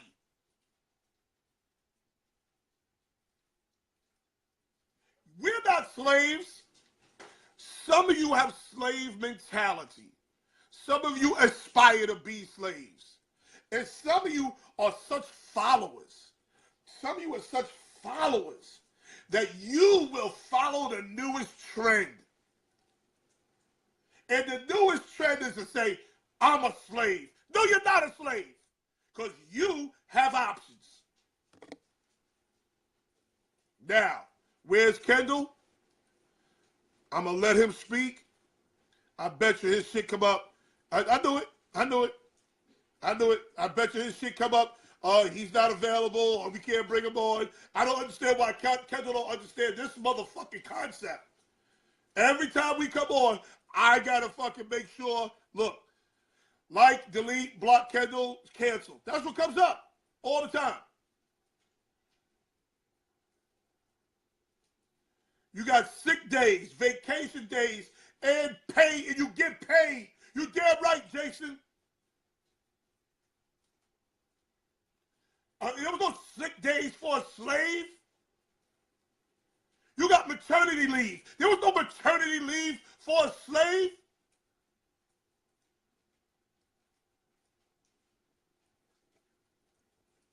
Kendall. Again, Kendall. Okay, there he is. I don't understand why he don't understand this concept. What's up, Kendall? What's up, fam? Let's get right to it. Give your spiel.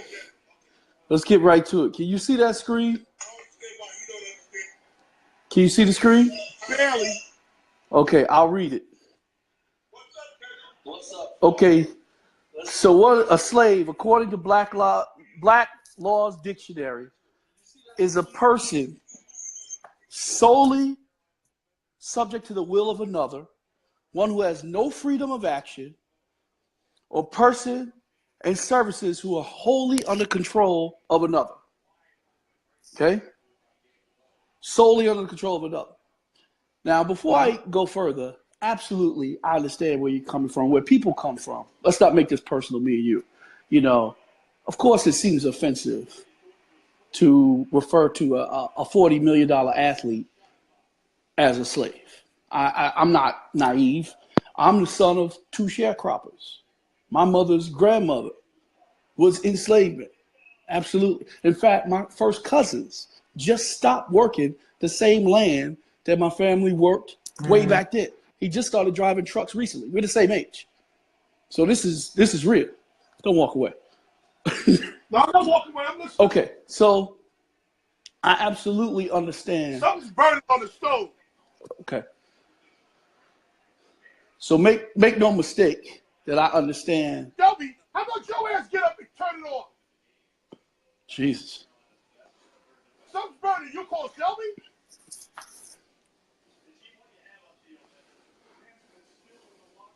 What the fuck is wrong with you? All right, after that response. I'm sorry, go ahead. They're gonna call the people on you. Listen, anyway. So give me a quick 5-minute spiel, and then I'll let you go. Go ahead. Okay. Go ahead. So I certainly understand that, but one of the reasons why people would use a term like that to describe, let's just take college sports. First of all, because of our lack of education, we don't really understand the breadth of slavery. We understand imagery of slavery. Turn it off. I'm sorry, go ahead. We understand the imagery of slavery. We've been taught in school through images, TV, what you just described, plantation, abuse, subjugation. We know that for sure, okay? You talked about options and choice.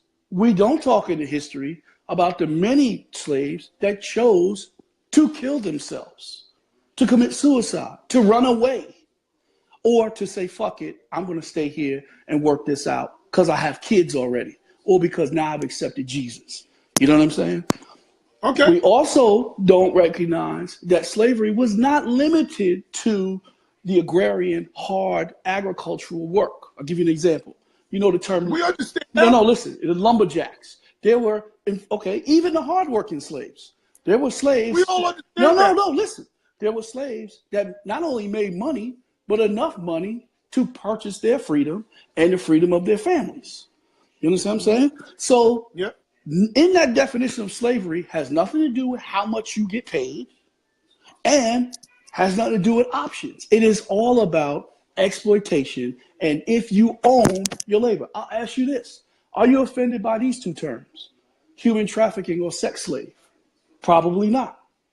Because they don't have the same imagery as slavery. If you ask me, that imagery is even worse. But go ahead. Okay, most people don't. Most people, you know what I'm saying? But some of the same, a person that's a sex slave is simply a person that doesn't own their sexuality, that is out there, has to work, turn tricks, whatever, and has a pimp, right? But still a slave by definition. Has nothing to do with whether they're getting paid or not. So when a person, even though it's controversial, says now, you're a college athlete and you're at Alabama, and Nick Saban makes $6 million on your labor. And yes, you do get room and board and books and athletic equipment to make you perform, okay? But that is in no comparison with the $2 billion industry that your labor is bringing. When at the same university, a kid plays the fucking tuba in the band can work and play the tuba, and if he's popular enough, can sign his name and get money. But that same player at University of Alabama cannot do that because the NCAA has colluded and set up and it's exploited. Now, is it plantation slavery? Obviously not. But it speaks to exploitation, and that's what people are speaking to. That's it. And it's a hot word. Okay. It's hot. It's Okay. a hot term. I don't always feel comfortable. I'll use it, but it speaks to that. And that's why people use it. Okay. Okay? Okay. So now let's talk. Okay. Let's talk. You talk about the slavery that you deem as for a college athlete. Exploitation. I think it's exploited. I think it's an exploitive system, as was Now, slavery. Yeah. Let's be clear. Everything with the NCAA ain't correct. True. Let's be clear. Okay. We all understand that. But Kendall, ask yourself, And okay. Why are college athletes not, and they should be compensated. Don't get it twisted. Okay. They should be compensated, but it shouldn't be on the level of the head coach or the president or whoever. Okay, but maybe not. Ask yourself why. Why is the college athlete not compensated? Race. And I'll tell you why. What? Race and representation. Race and represent? No, it has absolutely nothing to do with that. Oh, it doesn't? Can No. you go to college and sign? It has, Can you go to college, attend University of Florida, and get signed in 11th or 12th grade by the New York Yankees farm system and get a check cut? Yes or no? yes. Okay.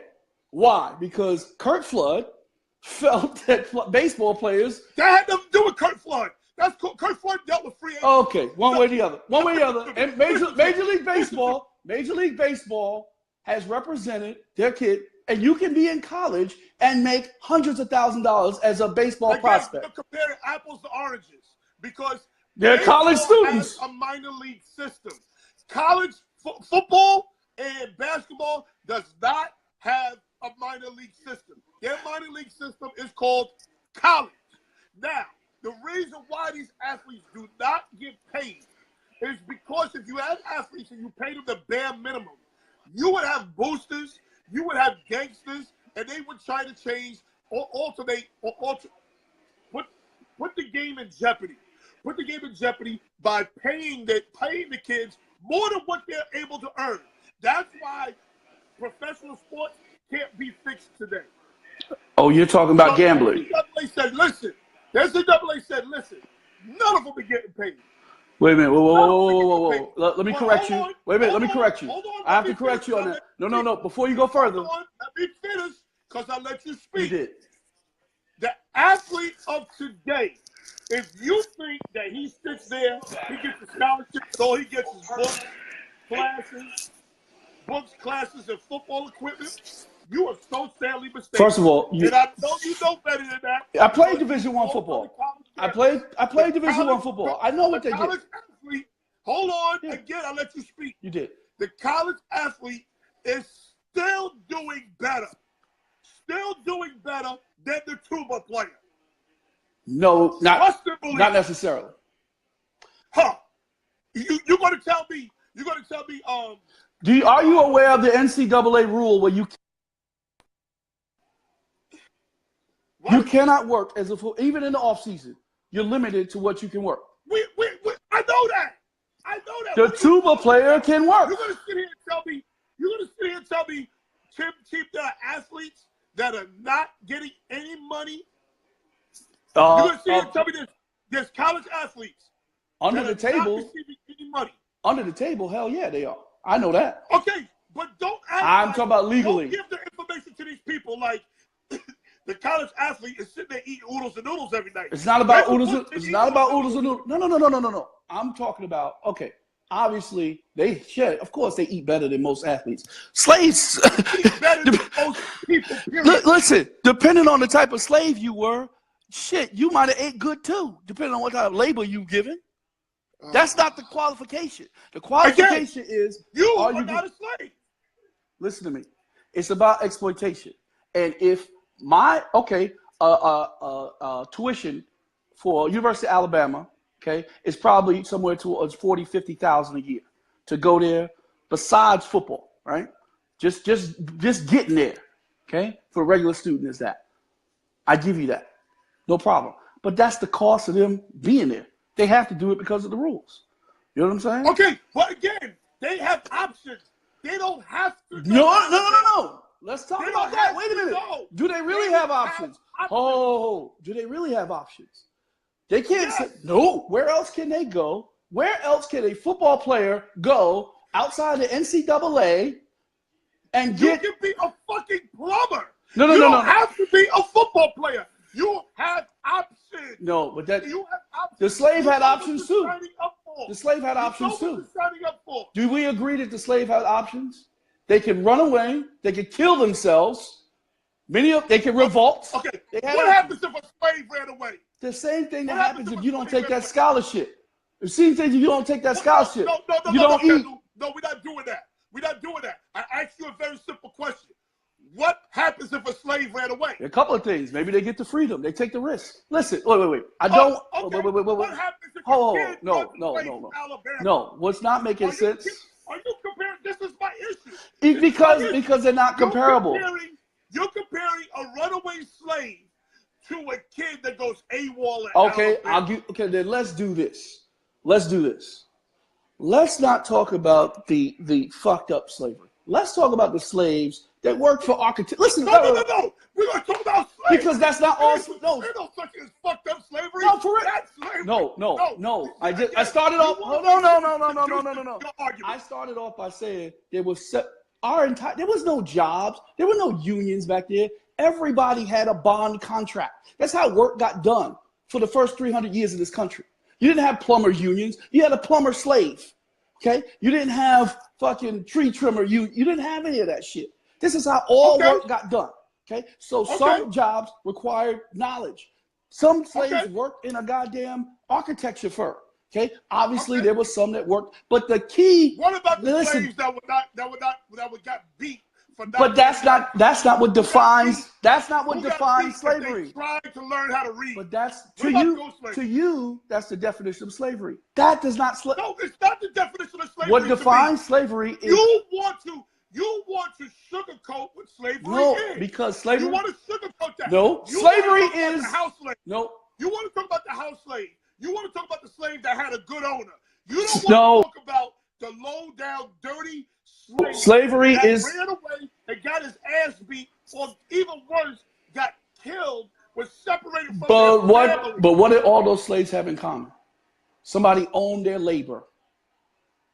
That's what that's the definition of slavery. Not what you're saying. Somebody owns your labor. Of course they do. You're right. Somebody owns my labor. Absolutely. You're getting it now. But I don't have to do it. You don't have to. You have to eat, right? You're a slave to that. Okay. You got a mortgage, right? You have to. You're not. That's the other thing. We don't know the term of slavery, and we don't know what actual freedom is. You know what freedom is? Freedom is motherfuckers who have never worked in 3 generations. Okay. Those are people. You're right. That term. Freedom is also being able to get up and walk away from your goddamn job if you want. Freedom is also having options. All right. So Freedom we're never gonna agree on the. You all want to sugarcoat what slavery is. Okay, we're never gonna agree on that. I can get you that, and I said that in the beginning. Obviously, I would not compare getting your ass fucking whipped, daily, to playing at University of Alabama. Let's not talk about. But this is why people they use that term to speak about the exploitation, the exploitive relationship between the NCAA and free labor. That's why they use the term. So if you don't like slavery, nothing is free. Nothing is free. You got to pay for that education. Nothing is free. No, but why don't you understand that? Because I can go to the same university and be on a band scholarship and not be blocked by the NCAA from making other money. If I'm famous enough, if I'm an Instagram star, you can. If I'm an Instagram star in college, listen to me. Tell me what If I'm an Instagram star in college, I can sign autographs and make money on my image. Todd Gurley couldn't do that when he was in college because the NCAA said Why? because they have the monopoly on that labor and that likeness. No, that's not why, Kendall. That's not why. Are you going? Wait. And no. You were wrong. I told you why. I'm gonna tell you were wrong because first, what you don't know is that NCAA before the NCAA, the first college athletes were paid, and I'll tell you why. I'm gonna tell you what the term student athlete is. Yes, they were paid. Yes, The first college athlete was paid. I said that right. So they did get paid at one time. Yeah, Harvard. In fact, And then what happened? What happened to those first college athletes? I'll tell you exactly what happened at Harvard because they were treated like graduate assistants. Okay, at Harvard, there was a kid who had a head injury, and he filed a workman's comp claim. Okay, and for the NCAA, the new NCAA, to indemnify themselves, they came up with the term student athlete. So they weren't exactly employees and they weren't athletes. That's why they don't get paid. Kendall, Yeah. the first professional programs were colleges. We're saying the same thing. That's what you're not telling everybody. The first professional football team was a college. The first professional track team was a college. No. Intergalactic, the Ivy What are you League. talking about now? The Ivy League. The Ivy League. You making up shit as you go. The Ivy League. Do me a favor. The Ivy League Do me a favor. they paid their players. Yes. That was because we outside were of the first NFL. professional team. That was- There was no NFL. You're There was no you're NFL. referring to. I know what There you're was no referring to. NFL in 1900. There was no NFL in Football, college play, paid college football. was being played, but there was no NFL in 1910. Okay, agreed. But they So they I'm were saying the first college professional athletes- football team, Kendall. college athletes got paid originally. They stopped getting paid because they were filing workman comp claims. This is fact. So they did used to get paid. What's the I don't problem? give a fuck about that. You're convoluting the argument. I'm not convoluting the argument. You're making a false equivalency. All types of other bullshit. I'm telling you that slavery is defined. All types of bullshit. Wait. Did I not give you again? I can define slavery from a legal standpoint. Okay, do me a favor. Read that definition of slavery. Okay, I will. And stop when I tell you to stop. All right, perfect. Hold on. Let's read it. Wish I could show it. Hold on. I got it here. This is from Black Law Library, not Webster's. It's the Law Dictionary. Don't give a fuck. Just read A it. person who is wholly subject to the will of another. Freeze. Who are you wholly subject to? Everybody I owe bills to. Everybody you owe bills to. Are you having those bills an option? Oh, wait. Or is that something created by you? Or is that something created by your oppressor? You mean to live? To live? No. Let me continue. Bills, Let me goddammit. continue. Don't talk to me about no heat bill. Don't talk to me about no food bill. Let's talk about your Okay. goddamn All bill. right. Let's talk Yo, about your goddamn look, and bill. what's dope? What's Let's dope talk about your this? cell phone bill. Is What's that dope about something it- created by your oppressor? Yes or no? And your brother's agreeing with me. But listen, let me continue. One who I has don't give a fuck what he agrees listen. with. I don't give a fuck what he agrees with. Listen. I asked you a question. Is your One- cell phone bill, your goddamn Gucci bill, your goddamn credit card bill created by you or your oppressor? That has nothing to do with being the subject of one's will. Oh, shit. Did you hear what you just said? Okay. A person. Let me read the definition. A person who's subject to the will of another. Wholly. That means wholly. Your entire person. Everything about you, I own.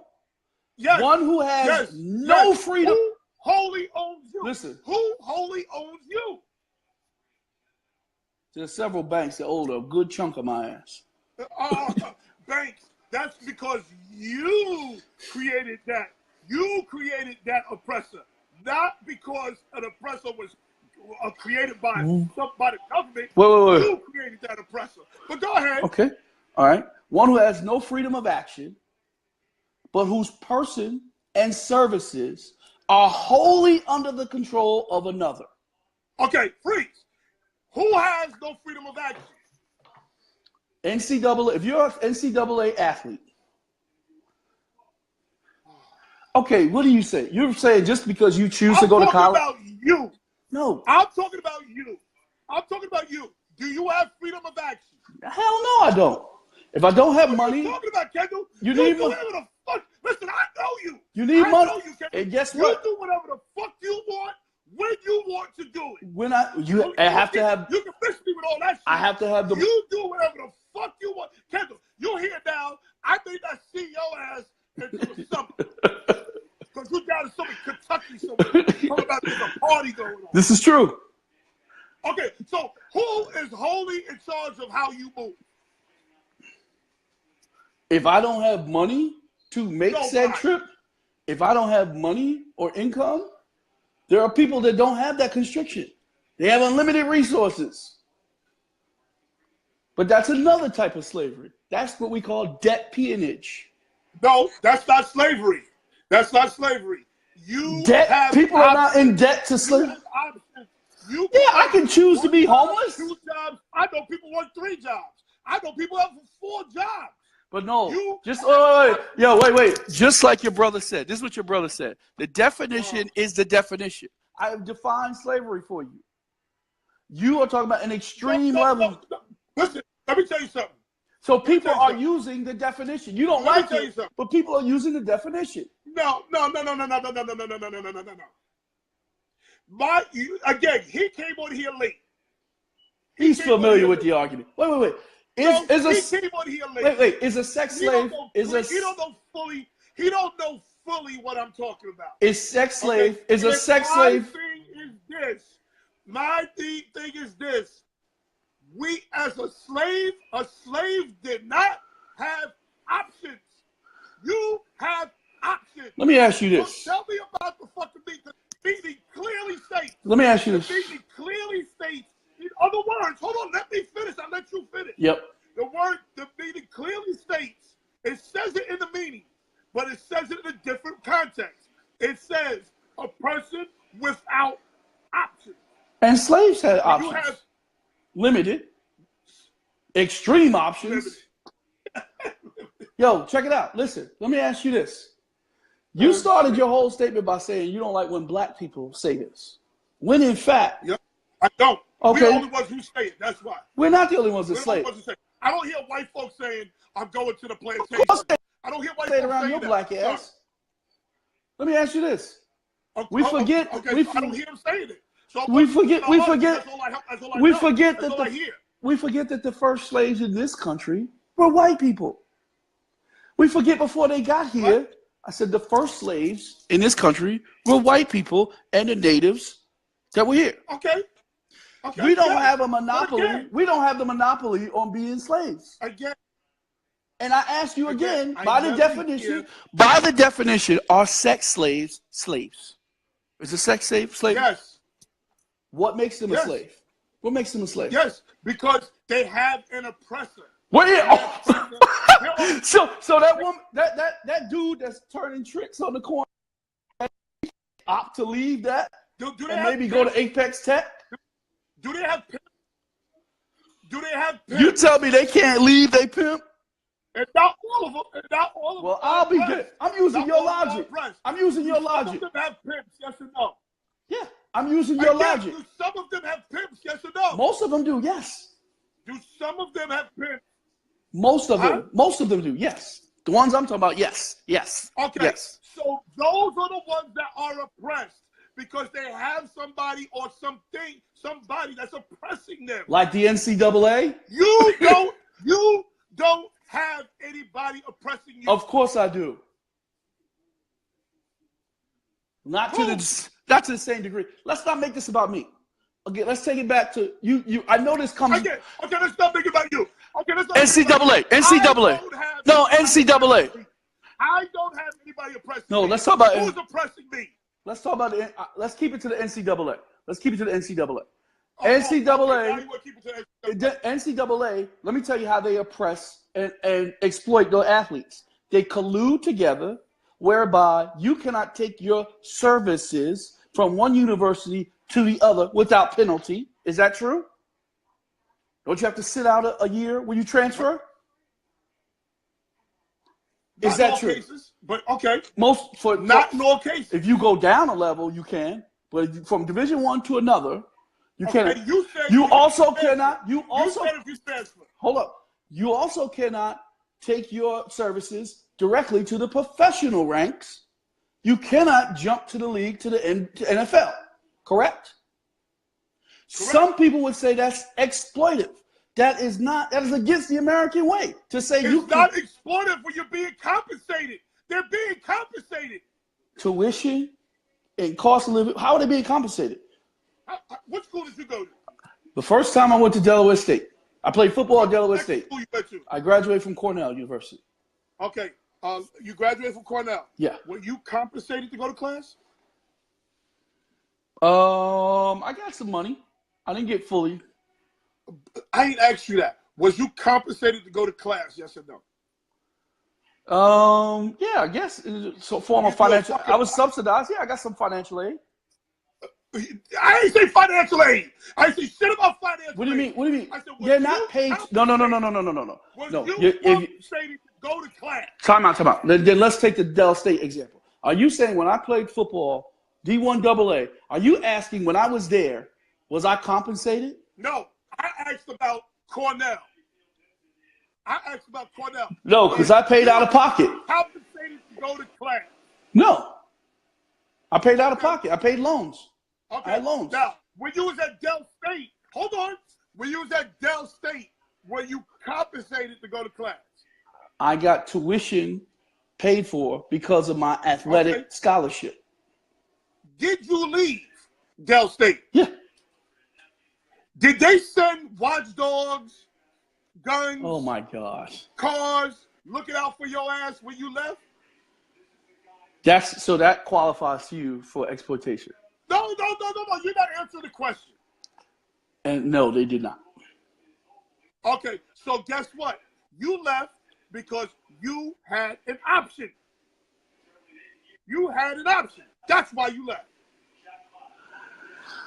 Bruh, what does that have to do? What does that have to do with exploitation?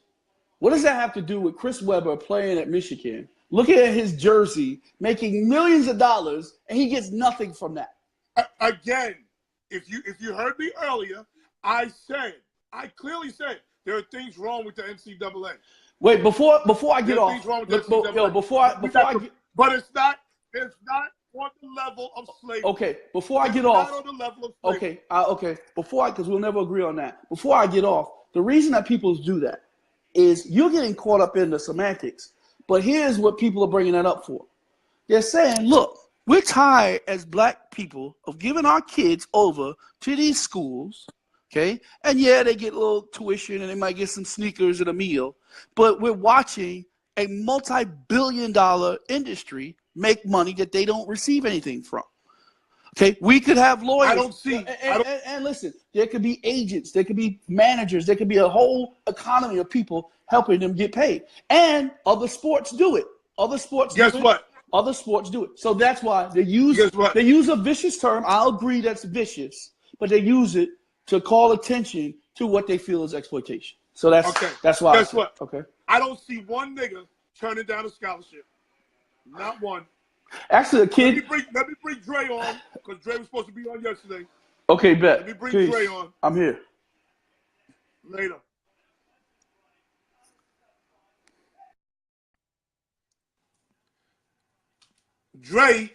Andre was a Division I athlete. Let him tell you. I don't even know if he agrees with me or not. I don't even know. But I don't think Andre was a slave in Rhode Island. He declined. Let me try again. He declined. Okay, let's bring Chris on. Chris is my brother. His show is The Social Breakdown. His show is The Social Breakdown on YouTube. Please subscribe. Go there with an open mind and intelligence.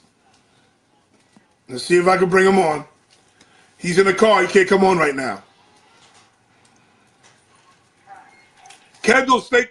There he is. So baby bro, y'all. So I tend to agree. I did come in on the tail end of the conversation, but I do tend to agree with Kendall that it is exploitation at its finest. Because what was the coach that just got fired last year from the college because he was giving his students under the table? What's up, Marie? Under the table endorsement deals. What was the coach from the? I forget who, but you could go to any school in America and see that. But I'm saying though, but to his point, that if you can make millions off of me and the work and the labor that I put in, and I can't receive anything, or it's not reciprocal to me, that is a form of slavery. Stop saying you don't receive anything as a college athlete. You receive education. You receive food. You receive tickets. Some get cars. Some parents' bills get paid. You receive a little heifer that brings. And some niggas got to go in the house. Some niggas got to go in the house. Does that make it any better that you was a house nigga versus a field nigga? What does that mean? I don't understand what that means. So just because you compensated me, so if you made, let's say you made $1.5 million off of me, right? Let's just say you made $1.5 million off of me, right? And then you went and bought me a damn Ford Focus. I should be happy and content that you bought me a Ford Focus. Meanwhile, you are in the music business. You are in the music business. Exactly. How many deals have you heard about? How many bad contracts have you heard about? The reason why I did this 360 deals because they're trying to make sure that they keep everything because of the vastness of digital media and social outlets. Artists. I'm gonna tell you who changed the game for everybody, right? Let's take it back. Okay, let's take it back to that point. Let's take Jennifer Hudson. Jennifer Hudson's season that she was on American Idol, the same season Fantasia won, right? She was the number 7. I think she was number 7 or whatever, right? She went on. Wait, let me finish. You not see your mouth open because you're not listening because you're ready to talk, right? But listen. So this is what changed 360 deals, right? She walked away. The contract was with American Idol that you can't record any music before the winner of the show does, right? That was the only clause in their contract. She didn't do that. She went on and got Dreamgirls, made it, won an Oscar, made millions of dollars, a hand over fist with that. Then American Idol came back and said, you know what? No, we're going to give everybody 360 deals. If you do, after that season, if you look up American Idol contracts after that season, right, they realize that we gave you a platform, you making millions of dollars doing movies, we're not getting anything. So now if you do movies, if you do modeling, if you do music, you do anything, they get a piece of it, right? Okay, so is that called a bad contract or slavery? It can be a form of slavery. It's not slavery because you're getting compensated. Listen, if you are oppressed, but okay, wait, hold on. Let's go back to what you said, right? So if you are oppressed, you said yourself when you was talking to Kendall a short while ago that if you are oppressed, that is a form of slavery. Did you not say that out of your own mouth? I said no. I said if you have an oppressor. Okay. So you have an oppressor. So oppressor means that somebody that you are in some type of form of fashion, legally, contractually, however you want to do it, bound to, right? Who oppresses people legally? What's up? What? Okay. So when you was bought as a slave, you became the legal property of your owner.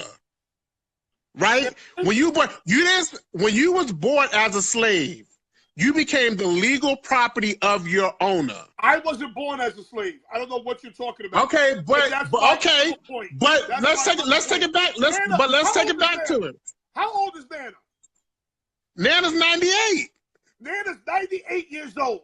Okay, go to Nana and tell her that you a slave, and watch how quick she beat you with that goddamn tam on her. I'm not See, you're splitting hairs where you're not listening. you're not listening to the conversation because nobody's saying that you are a quote unquote slave, as in the extreme of being whipped, of being beaten. Nobody's saying that. But what I said at least was it's a form of slavery. It's not How the hell a you form make of slavery because you have an option. Chris, you don't have to go to work every day. You don't have I'm not saying you choose that's a to lie. go to work every day. You choose to go to work every day. Chris, you don't have to have a house. You choose to have a house. See, people are slaves to Jordans, people are slaves to reefer, people are slaves to cocaine, liquor, okay? That's what they're slaves to. Okay? It's a form of slavery. But you're saying, unfortunately, they will choose reefer over a job. They are slaves to child support. They will choose. it's still a form of slavery. Child, have a pair of Jordans on, and not go. So to work. I don't understand. I don't understand. You can't tell Listen, me that I you're don't. a slave. Are we gonna have a conversation, or you just gonna ancestors. talk over me the whole time? So we're not gonna have a mutual conversation. Yes, I'm listening to you. Okay, so the mutual conversation is at the end of the day, you are confirming what I stated. I don't know what the previous conversation was with Kendall, is that it's a form of slavery, whether you are addicted to reefer, whether you're addicted to whatever, wherever your vice may be, it's a form of slavery. Yes, what I said, what I do agree with Kendall is that people who play on a collegiate level, and let's take the NAACP, that's an NAACP, the NCAA tournament that's getting ready to come up in Charlotte in a few weeks, right? They make millions, close to billions of dollars on that whole weekend. Okay. And what do the players get? What do the players get? Again, they get education. They get. Okay, so how much education costs? How much the education costs? I'm just using Hofstra as an example. Hofstra costs $40,000 a year. Okay, so you gave me 40,000. You gave me 40. Listen. I'm gonna break it down. We're gonna break this down. So you gave me $40,000. You made about $250 million off of me, but you gave me $40,000. All right, go next. We're not talking about you gave me $40,000. What else you gave me? Still got compensated. How about the slave made zero? Oh, but they got compensated. Where do they get compensated? Get their ass. They got housing. See, this is what because the white man mentality. The white man mentality was they got housing, whether they slept in the goddamn barn. Listen, whether they slept on the barn or they slept in the box, that's what was considered housing to them, right?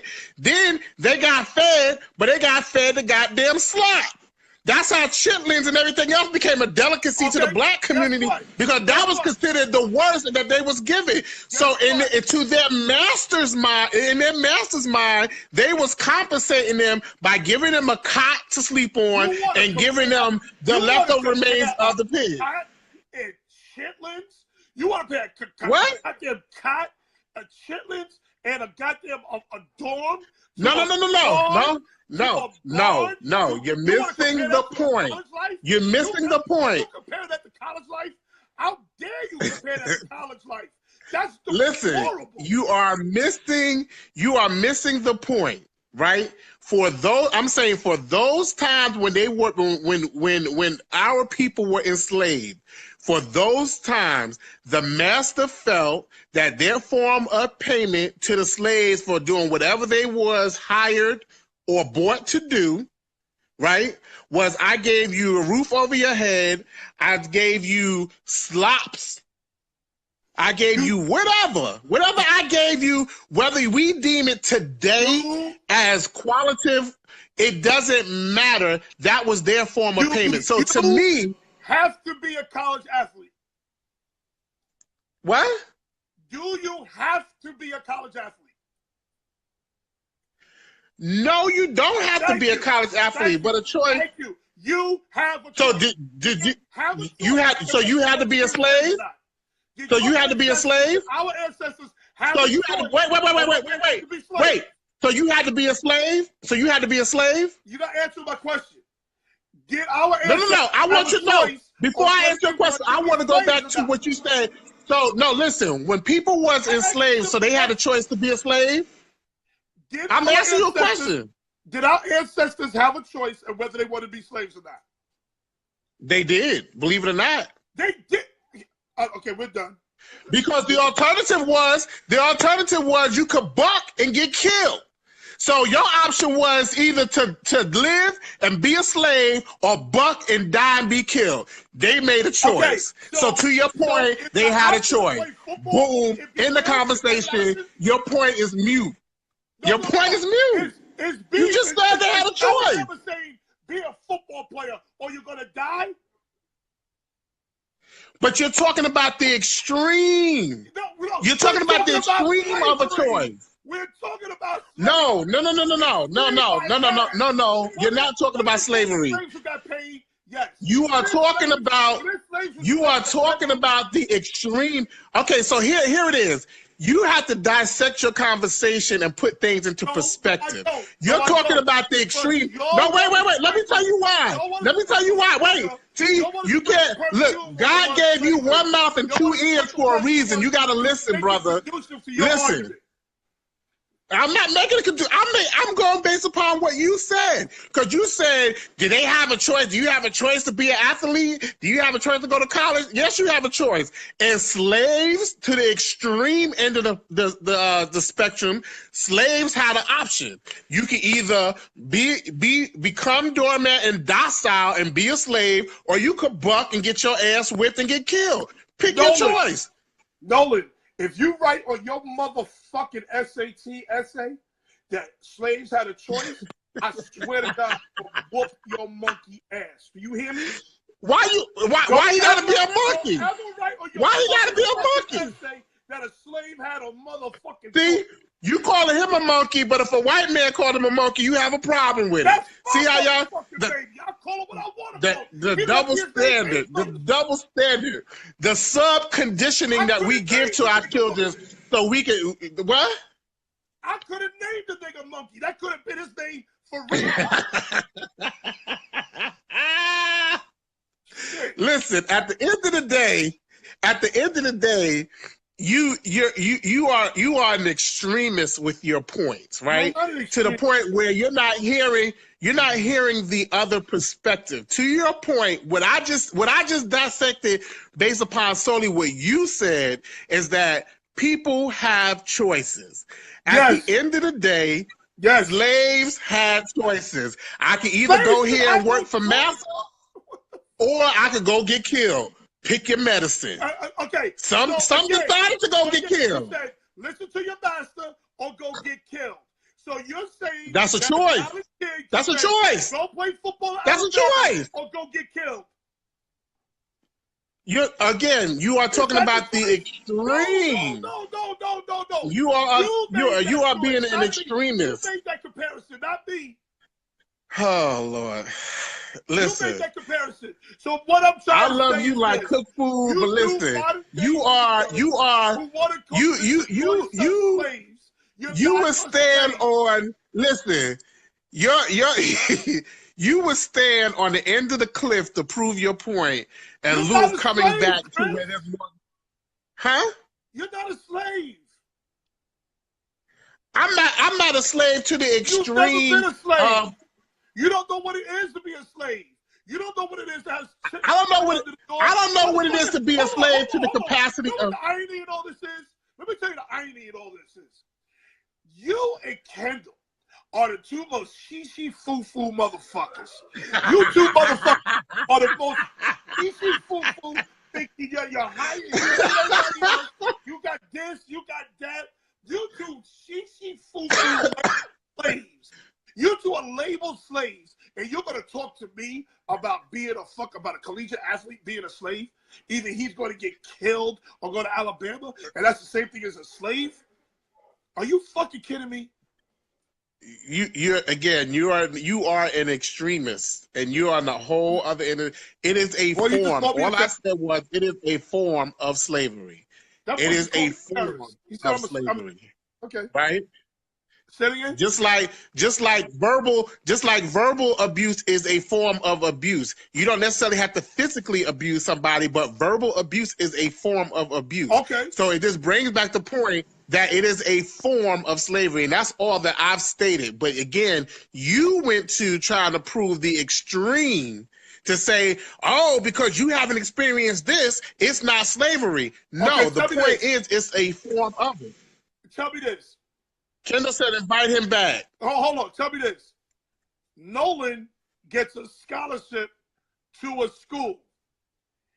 Am I going to say, no, we don't want that scholarship because Uncle Chris says you are enslaving my nephew? Oh, okay. But let me ask you this question. So if he did get a scholarship to a school, you gonna take the first offer that they give you? Of course not. I'm gonna weigh our options. That school may not be good for him. Okay, we're gonna weigh our options. But I'm not even talking about. No. See, you're not listening to what I asked, right? I'm saying, suppose the school that offered him a scholarship is the school that's good for him and where he needs to go. You gonna take their first offer? Again, no. I've been through this. I know what to do. We're gonna weigh our options. We're gonna weigh our options. But Weigh your options against what? No. You'll pay. What? You're gonna pay for his room and board? You're gonna pay for him to eat? You're gonna pay for his books? Oh, really? You're gonna do all that? Let me break it down because I have to be real granular with you. I have to be real granular with you for you to get it, right? So let's say Nolan's going to a school to play as an all-star athlete to play football, right? You know, off the rip, your son is getting endorsement deals as a high school going into college deal, right? But because he signs to this school, it excludes him from being able to benefit anything financially from those deals. But you know that school is going to profit financially from Nolan's presence, right? You mean to tell me you're going to let him sign to that school and you don't try to negotiate to figure out how you could get a quote-unquote workaround where he can reap some of those financial gains? No. So you sound like LeVar Ball. That's why I question. So you sound like LeVar Ball. First of all, you ain't getting an endorsement deal and playing football. A high school kid ain't getting an endorsement deal and playing football. That ain't happening, number one. Number two, college athletes, college basketball. It's not happening. Wait, it ain't going to happen or it hasn't happened? You won't let me finish. Okay, college basketball players do get endorsement deals. They have a choice to make. It could be put off until they become pro, or they could take the money now and skip college. Okay? 3, it doesn't happen in baseball. It happens in alternate sports like a football player who does extreme skiing or something like that. That's where it happens. And guess what? If you get caught, you should not be able to get compensated. Period. So let's take your boy. You go balls to the walls for LeBron James, right? Didn't LeBron go right into the NBA out of college, out of high school? Yep. Why? Because he was super talented. He was better than 75% of the NBA. That's why. And you don't think the financial gain played any aspect of it that had he went to a college? Of course it does. So he made a choice, right? Brown? What happened to Kwame Brown, who thought he was better, who went for the money, or Maurice Claret, who went for the money? What happened to those guys? There's exceptions to every rule, but what I'm saying is every rule.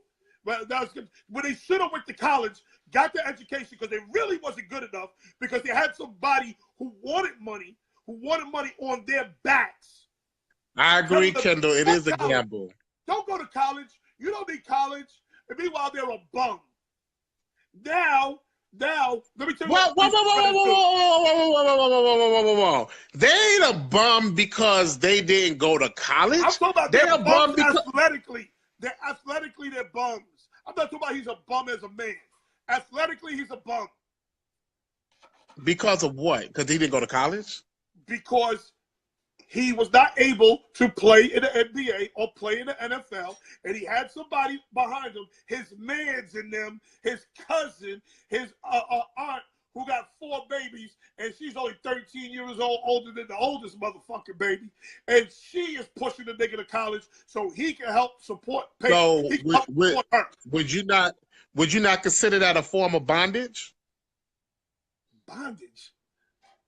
That's mental bondage. If all what Nigga, you we just ain't described talking is about that. happening, We is talking that a about form of slavery. bondage? We talking about slavery. Is that a form of bondage? I'm asking you a question. Yes or no? Is that a form of bondage? No. I don't know what you're talking about bondage. Okay, so if you are mentally arrested, that's not a form of bondage? If you ask me about bondage, that means I got to put the babies to bed and hurry up and get Marie up in the bedroom. That's what bondage mean to me. Goodbye. Go talk back to Kendall. I'm out. I'll talk to you later. Bye. I know, like 5 minutes with Kendall. 5 minutes. We're going to have a part 2 to this. We're going to have a part 2 to this.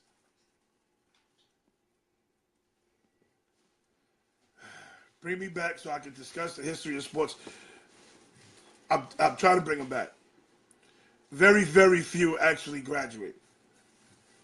That's very true. Listen, my wife says I'm running late. We'll have a part 2 to this tomorrow. Tomorrow is Wednesday. We will have a part 2 to this. It's 8:07. Kendall, see me tomorrow. We have to have a part 2. My wife is telling me it's time to go. That's my oppressor. My oppressor is a little Haitian woman. Okay? That's my oppressor. And my oppressor says it's time to go. So let me finish this, and then tomorrow we can finish this debate. But guess what, black people?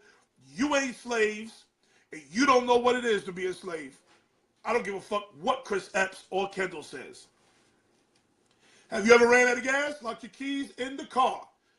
Got a flat tire, or is your battery dead? Don't worry. Call Lucas Roadside Assistance at 631-213-9835.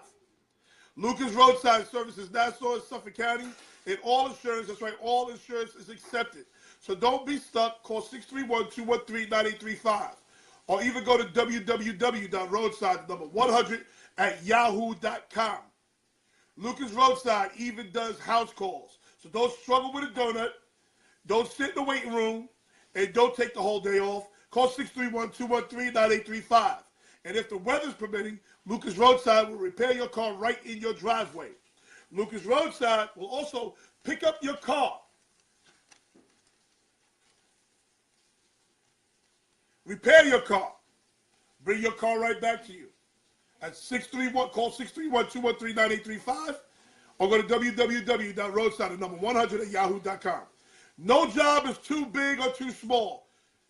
Tire changes, jump starts, lockouts, fuel delivery, wheel lock removal, towing, auto repair, and even has new and used tires. Lucas Roadside Assistance is available 24 hours a day, 7 days a week, even on holidays. So don't be stuck. Call 631-213-9835 or check out www.roadside100@yahoo.com.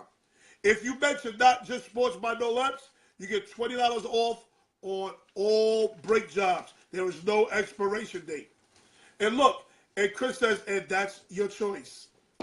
Choice, options, synonymous. If you need any home improvement, bathrooms redone, kitchen updated, finishing your basement, or even starting all over, call 101 Home Improvement at 516-779-3430.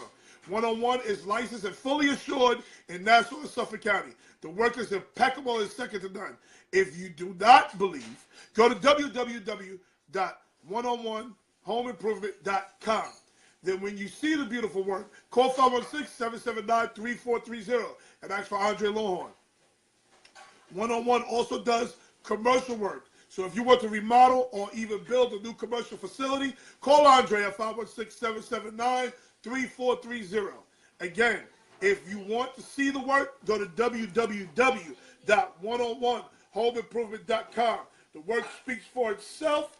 Tell them Noel sent you. Last but not least, if you have any children, you are going to have a birthday party for them. So be the cool parent, be the smart parent, and book a party bus for your child at www.busamove.com. They have 4 theme buses, like the activity bus, the glamour bus, the movie bus, and even a video game bus. That's right, www.busamove.com.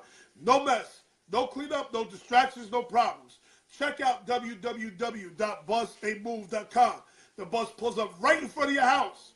The kids party on the bus while you're in the comfort of your own home, conversing with friends, drinking some wine, or even taking a nap.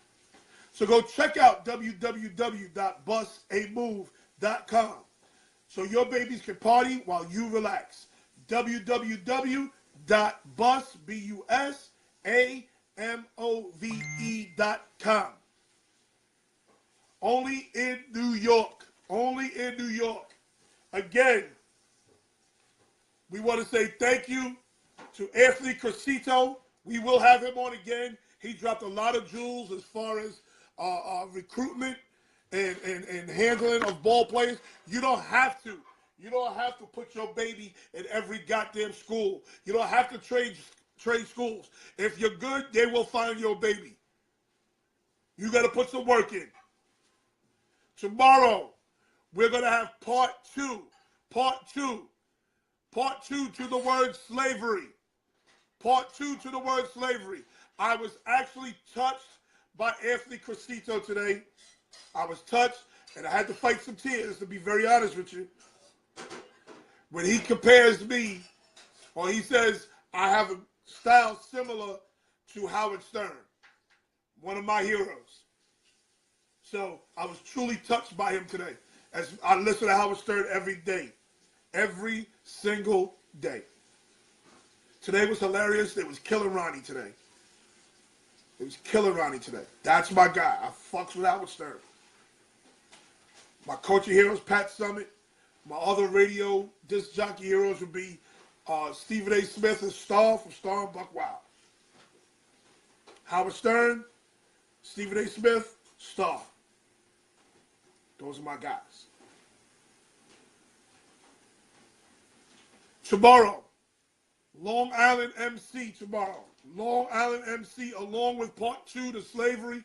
Long Island MC Ben Chillin, straight from Uniondale, Long Island. Ben Chillin tomorrow. So all these young cats can see I fucks with young boy hip hop. Please like and share. Please like and share the post. Again, thank you for your support. Thank you, Chris Epps. Thank you, Chris Epps. Go check out his show on YouTube called The Social Breakdown. Make sure you subscribe to his show. Again, shout out to my other daughter, Ryan Jackson, for rjconsultingmath.com, who is tutoring kids, tutoring math students, and tutoring parents so they can teach their kids how to do the homework. I think I covered everything. Make sure you like and share. Thank you for all your support. Have a good night. Be safe. Tomorrow, part 2 to the word slavery, and Ben Chillin, Long Island MC, straight from Uniondale. Peace.